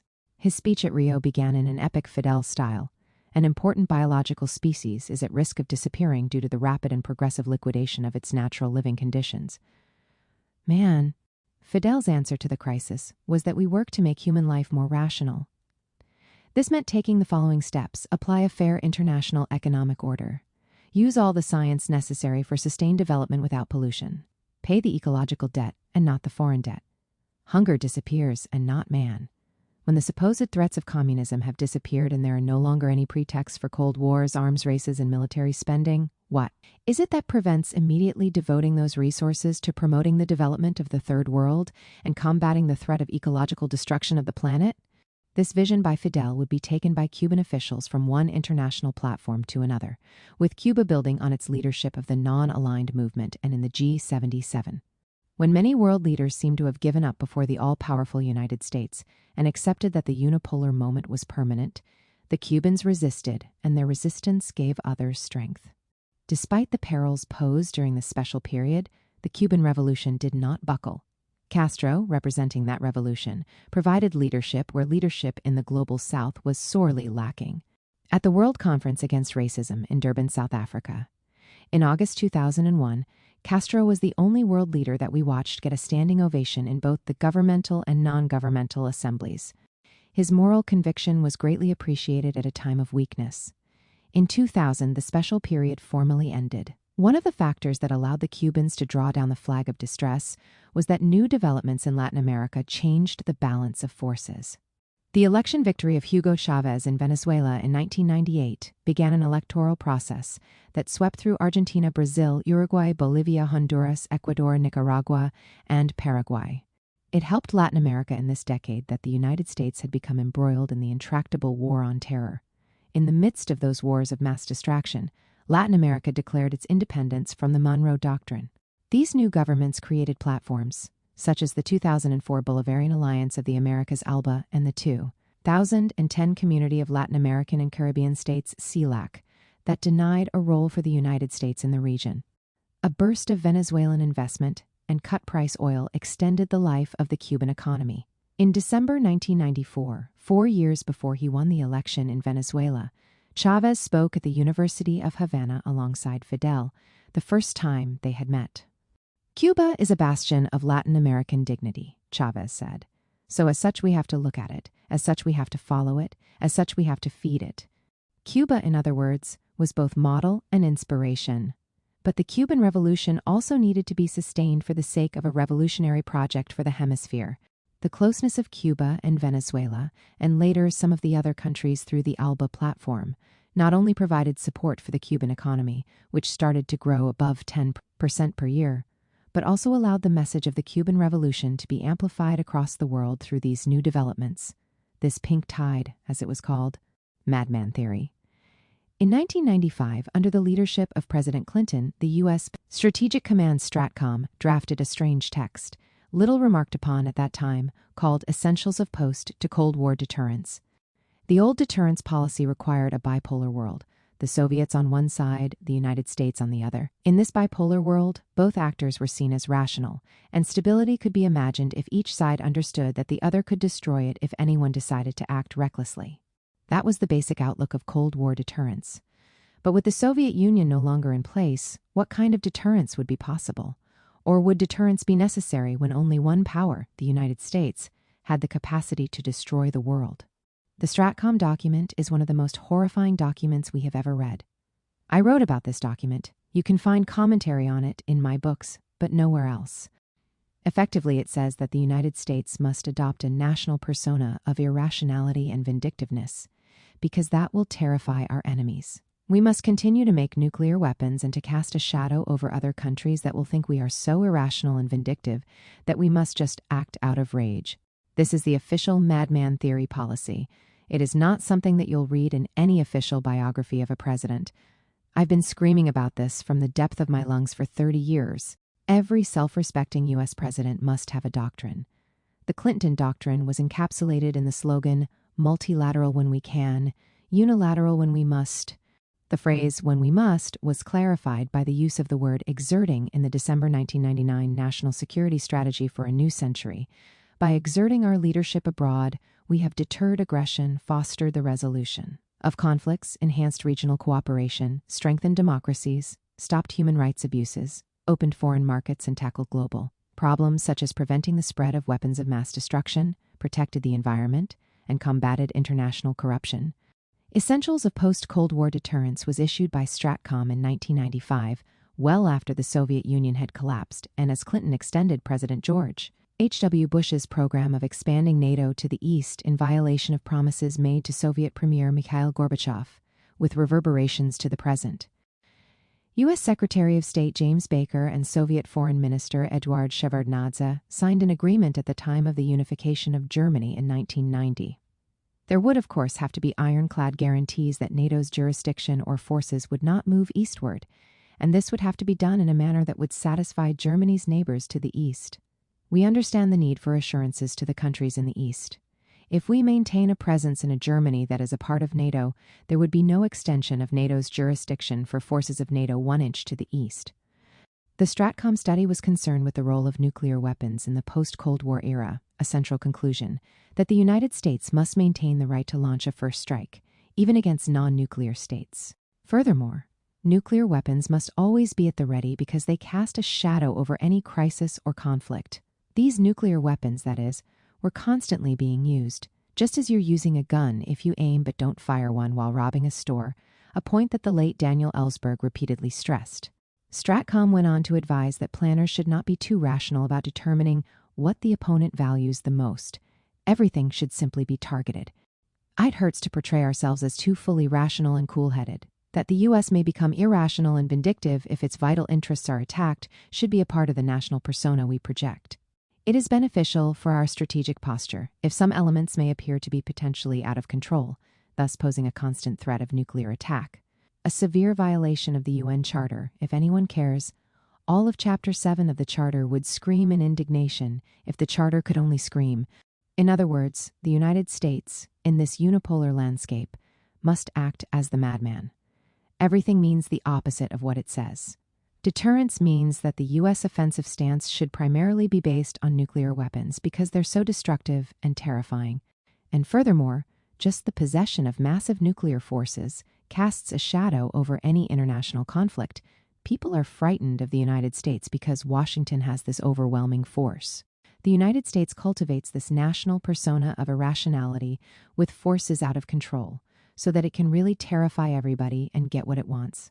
Furthermore, other people are right to be terrified because the U.S. is going to have these nuclear weapons right in front of them, which will blow them all up, in fact, blow the whole world up. In 1947, Senator Arthur Vandenberg counseled President Harry S. Truman about how best to increase aid to right-wing governments in the anti-communist Cold War. Mr. President, the only way you are ever going to get this is to make a speech and scare the hell out of the country. 99%. This here was to increase U.S. aid to the right-wing governments in Greece and Turkey to battle their communist insurgencies. Fierce in Greece with the formation of the communist-led Provisional Democratic Government. The United States decided to intervene directly in these countries, having already intervened in the elections of France and soon to intervene in Italy, to undermine the surging communist support. The United States planned to transfer $400 million to these governments as part of the new Truman Doctrine, a policy for the U.S. to openly provide support to governments against communist forces, now called authoritarian or terrorist. The U.S. increased its own military budget and oversees military aid to right-wing and liberal governments in this process. Within the United States itself, there was a reason for this ballooning of military spending, which was partly a way for the U.S. capitalist state to conduct counter-cyclical spending by putting government money into the military and not into the social arena, education, health, housing, a policy known as military Keynesianism. The enormous U.S. military was used in a general way to attack the growth of the left, including national liberation struggles. It was in this context that Cuba would find itself, with the madman or the godfather eager to smash the Cuban Revolution, to prevent its defiance, and to prevent its example. From 1959, 12 years after the Truman Doctrine was adopted, the United States attacked Cuba as part of this broad attack on all communist forces around the world. In 1979, during the Carter administration, the United States designated Iraq, Libya, South Yemen, and Syria as state sponsors of terrorism and developed a list that was announced each year. Cuba was not on the first list but was placed on it in 1982 during the Reagan administration and remained on the list till 2015, when it was removed as part of Obama's process of normalization. The designation has immense consequences. There are sanctions, including against basic financial operations through the dollar-denominated world financial system, such as the transfer of remittances to Cuba and the payment of bills by Cuban companies for imported goods, and there are implications for state immunity. State sovereignty is essentially withdrawn, and nationals of the country can face legal challenges by U.S. nationals in the U.S. court system. The use of this list is entirely political. For instance, Iraq was placed on the list in 1979 but removed from it in 1982, when Cuba was added to the list. Why was Iraq removed from the list in 1982? The United States removed Iraq, led by Saddam Hussein, from the terrorist list because the United States under Reagan wanted to support its friend Saddam and his attacks on Iran and the Iraqi people, including poisoning tens of thousands of Iraqis with chemical warfare. Iraq was returned to the list in 1990, when Saddam became a liability, and after the war against Iran was over. It was a very transparent demonstration that the list is not about principles but power. When the Cold War ended, there was some expectation that these instruments might be dismantled, but in fact they were strengthened. In 1994, U.S. National Security Advisor Anthony Lake wrote an article in Foreign Affairs that labeled 5 countries as rogue states: Cuba, the Democratic People's Republic of Korea, Iran, Iraq, and Libya. Central to the arsenal of the U.S. government when dealing with countries that it sees as adversaries is the Office of Foreign Assets Control, OFAC, set up in December 1950 and located in the U.S. Treasury Department. The main reason to set up OFAC, taking over from the Office of Foreign Funds Control, set up in 1940, was to block all Chinese and North Korean assets after China entered the war in Korea. Cuba, after 1959, faced the brunt of OFAC checks and investigations. In 2004, OFAC informed the U.S. Congress that of its 120 employees, 4 had been tracking the finances of Osama bin Laden and Saddam Hussein, while almost 24 of them were tasked with the enforcement of the blockade of Cuba. From 1990 to 2003, OFAC conducted 93 terrorism-related investigations that netted $9,000 in fines, and 11,000 Cuba-related investigations that led to $8 million in fines. The revelations received silent treatment in the United States, though Senator Max Baucus, Democrat from Montana, joined with 4 other senators to write to President George W. Bush to contest the request for more resources from OFAC to squeeze Cuba. Senator Baucus's statement, now largely forgotten, is worth recounting here. At a time when the United States faces very real terrorist threats in the Middle East and elsewhere, the administration's absurd and increasingly bizarre obsession with Cuba is more than just a shame, it's a dangerous diversion from reality. And now the administration's Commission for Assistance to a Free Cuba has decided that even more of our precious resources should be dedicated to cracking down on the Cuban people and Cuban government, despite the obvious failure of 40 years of embargo. From what I've seen, the Commission wants to restrict the small remittances that Cuban Americans are allowed to send their families on the island and limit how often they may travel to visit. This is clearly an attack on the Cuban people and a further outrageous waste of OFAC's time and resources.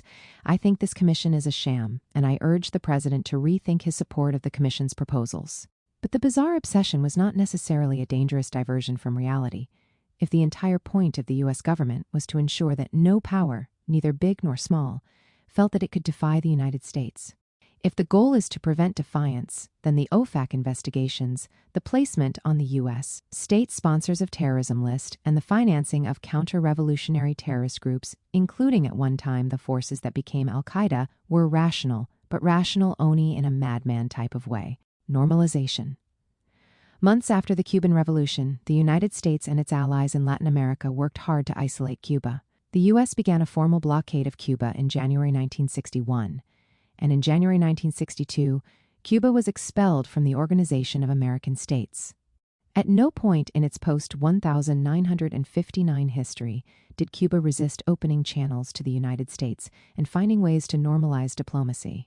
It was the United States that at each moment shut the door to normalization, although Washington used the possibility of normalization as part of its range of instruments to attempt the overthrow of the Cuban Revolution. Left-wing forces within the United States fought for normal relations with Cuba, but they remained a minority. The U.S. corporate community, which has real power, worked with the U.S. government from 1959 to 1991 to overthrow the Cuban Revolution. During the special period, major U.S. corporations, including many associated with the U.S.-Cuba Trade and Economic Council, made significant moves to open trade with what they considered to be a weakened Cuba. In 1994 and 1995, hundreds of corporate executives traveled to Cuba, including from large corporations such as AT&T, Chase Manhattan, Dow, Eli Lilly, General Motors, Merck, Radisson, and Texaco. They preferred a free trade area rather than a 5-year plan. The role of the corporation sector, particularly in certain areas such as pharmaceuticals and agrobusiness, was key for the pressure on the U.S. political class regarding normalization of U.S.-Cuba diplomatic relations.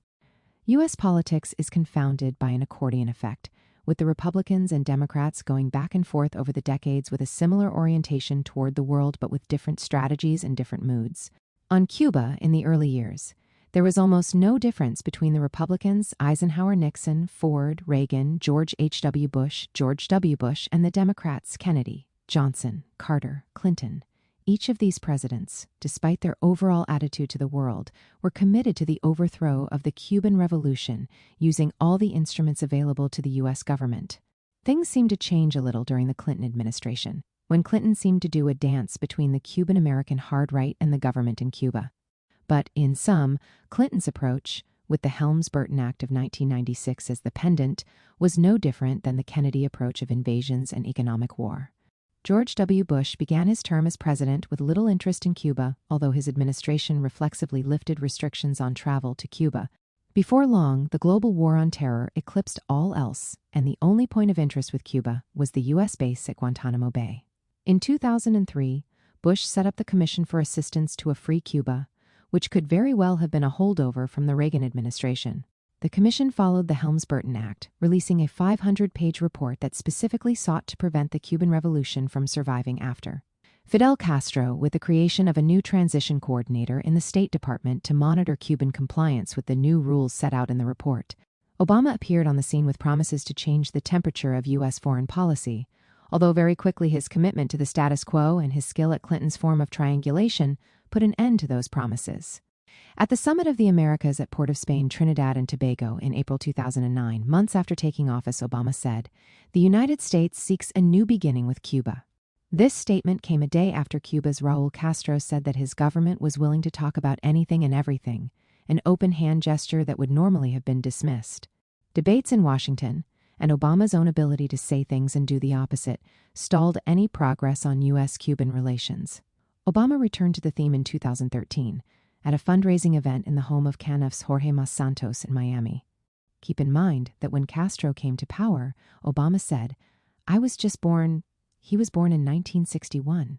The notion that the same policies that we put in place in 1961 would somehow still be effective as they are today in the age of the internet, Google, and world travel doesn't make sense.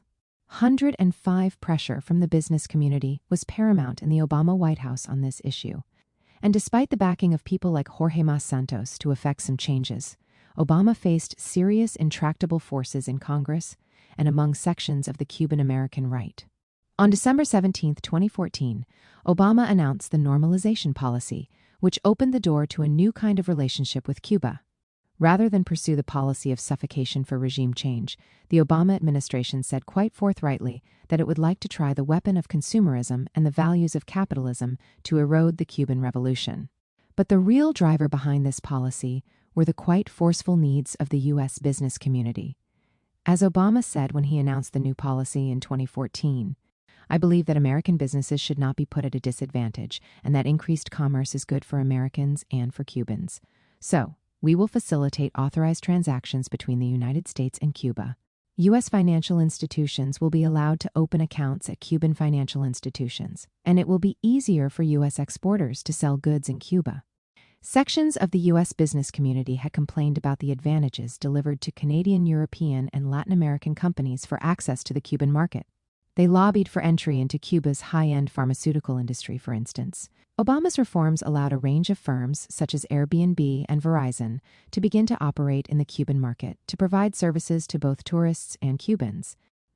Despite these limits set by the legacy of U.S. policy, by the nastiness of the U.S. elite, by the desires of the U.S. corporate system, the normalization with Cuba lessened the worst of the pressure on the Cuban people, such as by allowing freer access to remittances from overseas Cubans to their families in Cuba, and by allowing the Cuban government to import key machinery to upgrade the basic infrastructure of the country.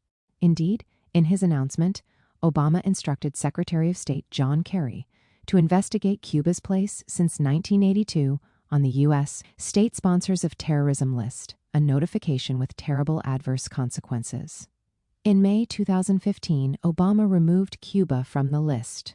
In March 2016, Obama traveled to Cuba, the first visit by a U.S. president since the revolution, where he said, "I have come here to bury the last remnant of the Cold War in the Americas." "I have come here to extend the hand of friendship to the Cuban people." Obama's statements were interesting.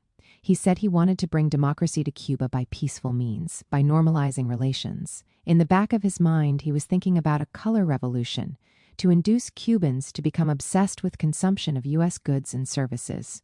Get the kids hooked on, Instagram or whatever it is, nice sneakers that they can buy. Maybe bring democracy that way to Cuba, instead of bringing democracy to Cuba by slaughtering and starving the Cubans. This would gradually bring Cubans into the U.S. orbit. This is not a change of strategy, but a change of tactics. It was the same with Carter. It has been the constant strategy of the U.S. to integrate Cuba with the United States, to make it like Central America or other parts of the Caribbean. If terror didn't work, then try sanctions. If sanctions don't work, try harsher sanctions. Straight invasion is not going to work. It's beyond that point. The U.S. is no longer capable of that. So it uses other devices such as sanctions, which may work. It's kind of amazing that Cuba has even survived. Obama's normalization policy was not comprehensive. The U.S. president cannot undermine U.S. law, the Helms-Burton Act, for instance. Congress was unwilling to repeal the laws that enforce the embargo. This meant that Obama had to renew sanctions in September 2015, while he pushed various federal agencies to loosen their rules. Banks and financial institutions continued to be fined despite the assurances of normalization, and it remained difficult for Cuban institutions to conduct normal commercial business. The Cuban government argued that from April 2015 to April 2016, during the high point of the normalization campaign, the blockade cost Cuba $41 billion. At a time when Cuba's current account surplus was $1.9 billion. In January 2015, Castro wrote in Granma that he does not trust the United States policies, which was a fair assessment given Obama's promises, the underlying reasons for the normalization, and the intractability of the U.S. Congress. In one of his last pieces in Granma, Castro wrote of the uncertain destiny of the human species. He worried about the ascension of Trump and other like-minded politicians, but he also worried about the policies of Obama. None portend well for the planet.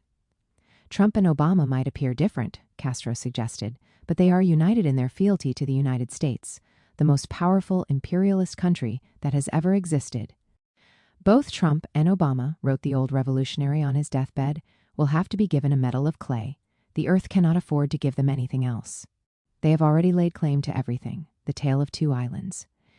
In 2017, Hurricane Maria struck Cuba and Puerto Rico very hard. Both islands experienced severe disruption. But Cuba, despite the blockade and the Trump harshness, recovered much faster than Puerto Rico, which continues to be controlled by the United States since the occupation of 1898. The people of Puerto Rico have little democratic control of their institutions and resources. Public finances at the time of the hurricane in the island were a mess.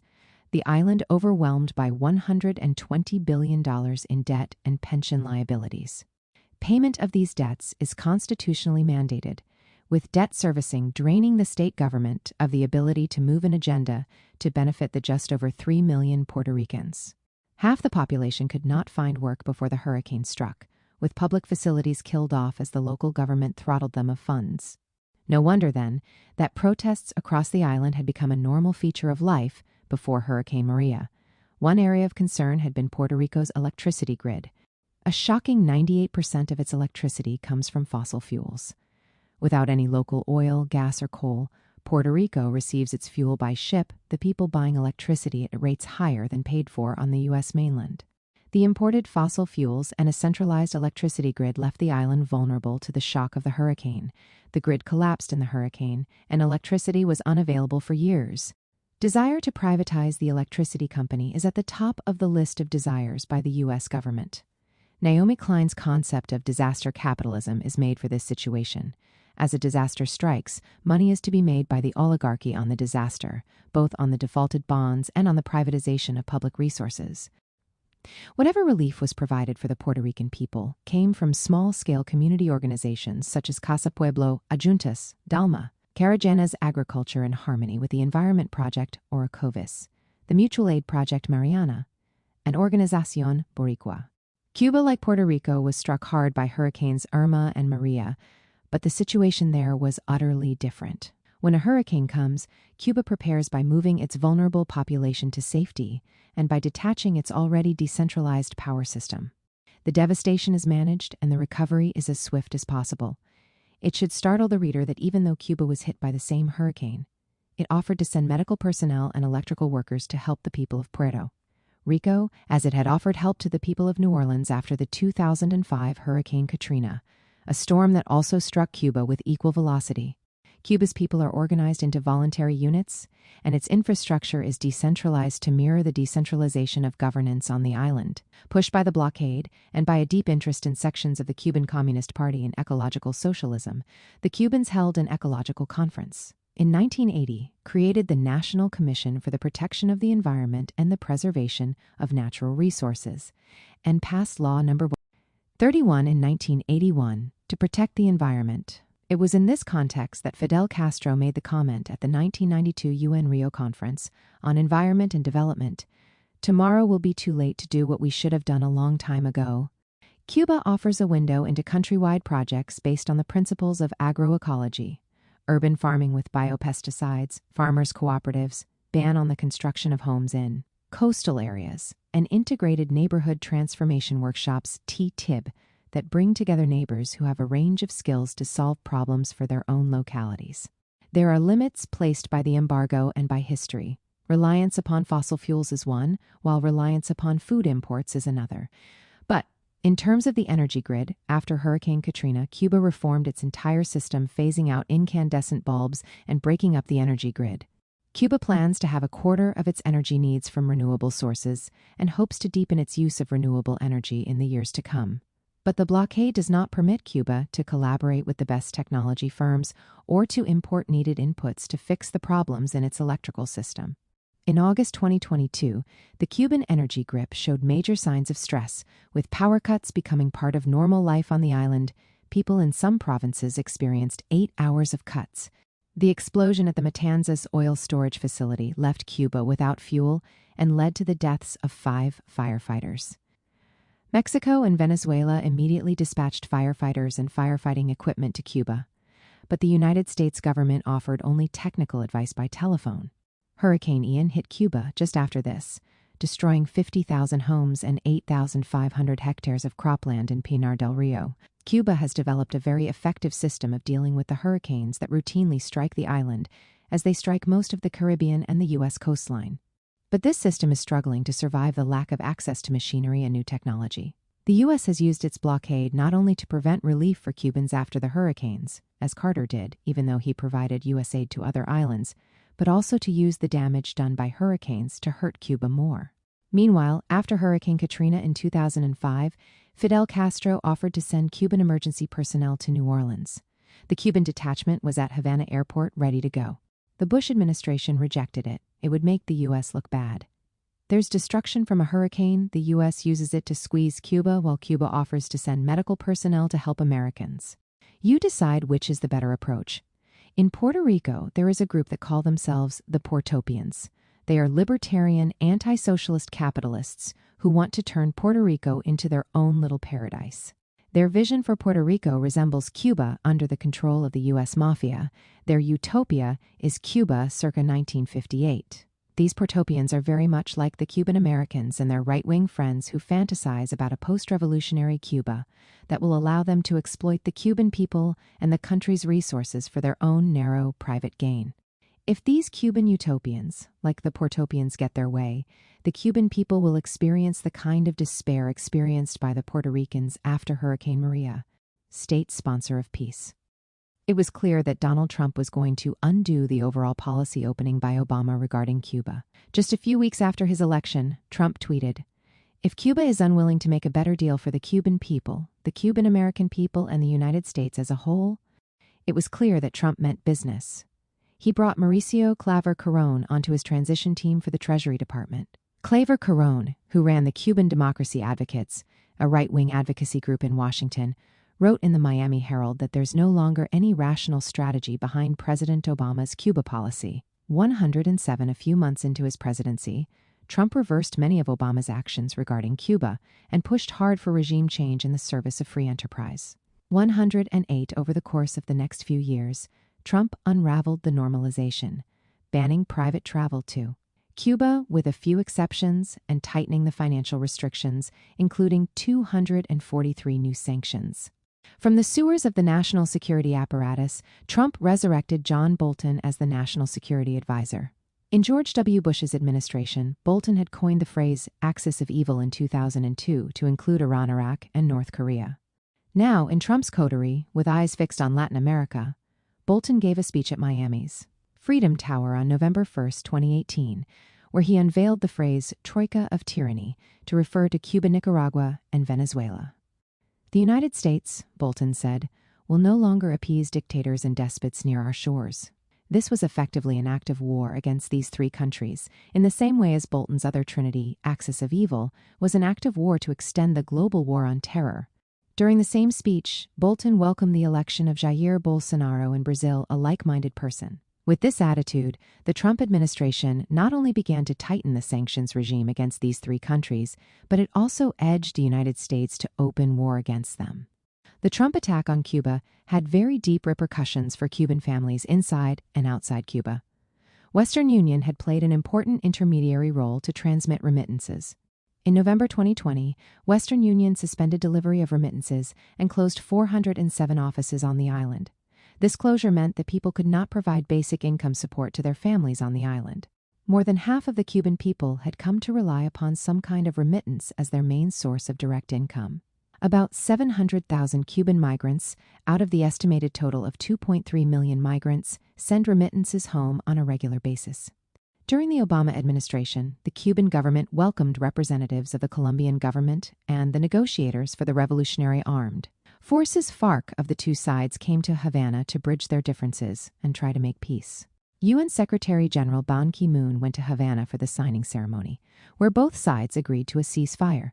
On this day, Ban said, in a world beset by seemingly intractable wars, the peace process in Colombia delivers on a key commitment, an agreement on a ceasefire and the laying down of weapons. He congratulated the host country, Cuba, and Norway, as well as Chile and Venezuela for devoting considerable diplomatic skills and accompanying the process to fruition. Cuba played a key role in bringing peace in Colombia, a country that has been racked by a terrible civil war since 1948 that claimed the lives of hundreds of thousands of people. Trump sniffed at this deal from afar, seeing in it, rightly, the possibility that with a peace agreement the left could regroup in Colombia and defeat the grip of the right. For Trump, nothing could be done about Colombia, but Cuba needed to be punished. This revenge would wait for the final days of the Trump administration. In the last days of Trump's presidency, he returned Cuba to the U.S. state sponsors of terrorism SOT list. This was a vindictive act. Trump said it was because Cuba played host to guerrilla groups from Colombia, notably the National Liberation Army ELN. Cuba refused to extradite the leaders of the ELN because the Cuban government said that this would violate the protocols of the negotiations. Cuba on the list of terror states? Cuba was put on that list in 1982. The U.S. conducted terror campaigns against Cuba, and it was Cuba that was placed on the terror list. It was for an interesting reason. There was a gap in the terrorist list. The United States had removed Iraq from the terror list because the U.S. wanted to support its friend Saddam Hussein, so that he could attack Iran after the revolution in that country in 1979. Saddam's armies used chemical weapons supplied by the West against Iran and against the Iraqi people. That was no longer terrorism for the U.S. He was a great friend. He was taken off the terrorist list. Cuba was added in to fill the gap. By returning Cuba to the SOT list and by introducing 243 new sanctions, Trump hardened U.S. policy toward Cuba. The impact has been profound. U.S. firms refuse to do business with Cuba due to the fear of being hit with fines or because of criminal liabilities, while firms from other countries fear the extraterritorial capacity of the United States to hit them with fines and other punishments. Shipping companies and fuel companies decided it was easier to obey the United States than risk its wrath. The Washington Office for Latin America drafted a list of damages inflicted on Cuba following its SOT designation, which continued into the Biden administration. One of these is the financial penalty. As a result of the SOT designation, banks, financial institutions, companies, and investors are hesitant to engage with Cuba, a practice known as over-compliance. Cuba's presence on the list limits private individuals from opening bank accounts abroad, using instruments for international collections and payments, accessing fintech companies and digital banking, and contracting of online servers and services. These barriers not only stifle the few avenues available for Cubans to expand private sector growth and development, which the Biden administration has committed to support, but are also an obstacle for Cubans living abroad. The SOT designation has a chilling effect on businesses, including banking or telecommunications investments, that are crucial to promoting the type of transformation essential to expanding freedom on the island. In turn, even when direct foreign trade expands, private companies will find restrictions on the purchase of products manufactured in the U.S. and even goods produced in third countries that incorporate a high content of inputs from the U.S. Afraid that a future administration might reverse the SOT designation, Representative Maria Salazar and Senators Rick Scott, Marco Rubio, and Ted Cruz put forward a bill into the U.S. Congress called, without blushing, Fighting Oppression Until the Reign of Castro Ends Act, Force Act. This bill was put forward on March 28, 2023, when the president of Cuba was no longer a Castro but Miguel Díaz-Canel. The bill hastily went through the House Foreign Affairs Committee. It remains in process in Congress. Failed Cuba policy. In March 2020, while a candidate for the U.S. presidency, Joe Biden, said that he would promptly reverse the failed Trump policies that have inflicted harm on the Cuban people, he strongly criticized Trump's harmful policies and promised a new policy orientation. In February 2021, after Biden entered the White House, his senior advisor, Juan Gonzalez, said that the United States would soon lift remittance and travel restrictions, as well as review the situation of the U.S. Embassy in Havana. But then in March, White House Press Secretary Jen Psaki said, a Cuba policy shift is not currently among President Biden's top priorities. But neither Psaki nor Biden explained this policy shift. That lack of any public acknowledgement of the violation of his promises and of the maintenance of the failed Trump policies defined Biden's stance toward Cuba. Many options existed for Biden to shift, even slightly, from the Trump agenda. He could have softened the view that Cuba was against U.S. anti-terrorism efforts, or that Cuba had allowed religious freedom. None of these small changes were allowed. In July 2021, Cuba experienced a set of protests from people expressing their frustration with shortages of goods and a recent spike of COVID-19 infections. Within hours of receiving the news that the protests had emerged, President Miguel Díaz-Canel went into the streets of San Antonio de los Baños, south of Havana, to march with the protesters. Díaz-Canel and his government reminded the 11 million Cubans that the country has suffered greatly from the 6-decade-long illegal U.S. blockade that it was in the grip of Trump. Is 243 additional coercive measures, and that it will fight off the twin problems of COVID-19 and a debt crisis with its characteristic resolve. Nonetheless, a malicious social media campaign attempted to use these protests as a sign that the government of Díaz-Canel and the Cuban Revolution should be overthrown. It was confirmed a few days later that this campaign was run from Miami, Florida, in the United States. From Washington, D.C., the drums of regime change sounded loudly. But they have not found much of an echo in Cuba. Cuba has its own revolutionary rhythms. On July 17th, tens of thousands of Cubans took to the streets to defend their revolution and demand an end to the U.S. blockade. President Díaz-Canel said that the Cuba of love, peace, unity, and solidarity had asserted itself. Due to its innovations in healthcare delivery, Cuba has been able to send its medical workers to other countries, including during the pandemic, to provide vital assistance. Cuba exports its medical workers, not terrorism. In the last days of the Trump administration, the U.S. government returned Cuba to its state sponsors of terrorism list. This was a vindictive act. Trump said it was because Cuba played host to guerrilla groups from Colombia, which was actually part of Cuba's role as host of the peace talks. Cuba played a key role in bringing peace in Colombia, a country that has been racked by a terrible civil war since 1948 that claimed the lives of hundreds of thousands of people. The Biden administration continues to punish Cuba not for terrorism, but for the promotion of peace. The protests of July 2021 woke up the White House. Biden said that the protests were a clarion call for freedom, and White House officials said that Cuba was now a top priority for the administration. But in what way was it a top priority? To use every means within the U.S. arsenal to overthrow the Cuban Revolution? 4 new rounds of sanctions from July to August were placed on Cuban officials and Cuban institutions. And then, in February 2023, the United States renewed Cuba's place on the U.S. state sponsors of terrorism list. Trump-Biden have pushed policies to starve Cuba of hard currency and to try to prevent the state from maintaining its commitment to education and healthcare, the pillars of the Cuban Revolution. Biden's humanitarian parole program allowed Cubans, Haitians, Nicaraguans, and Venezuelans to more easily migrate to the United States. The stated aim here is to attract teachers and medical personnel. Tougher sanctions on top of the blockade have made the fiscal position of the government very difficult, and with new incentives for migration, it has challenged the Cuban Revolution at its core. This is Biden's goal, identical to U.S. policy since 1959. The 2006 of July movement was named for the 1953 failed attack at the Moncada barracks, led by Fidel Castro. It was formed as a vanguard organization to lead a revolutionary process in Cuba.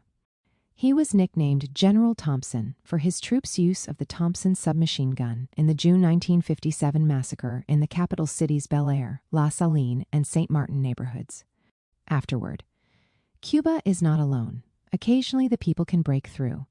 Cuba offers one of the most consistently poignant examples of this, which is precisely the source of its irritation to its much larger, capitalist neighbor. Cuba resisted assassinations and coups, blockades, and sanctions. However flawed, it offered the world a vision of society beyond capitalist greed. It has produced a defiant society. We should not exaggerate the isolation of the United States.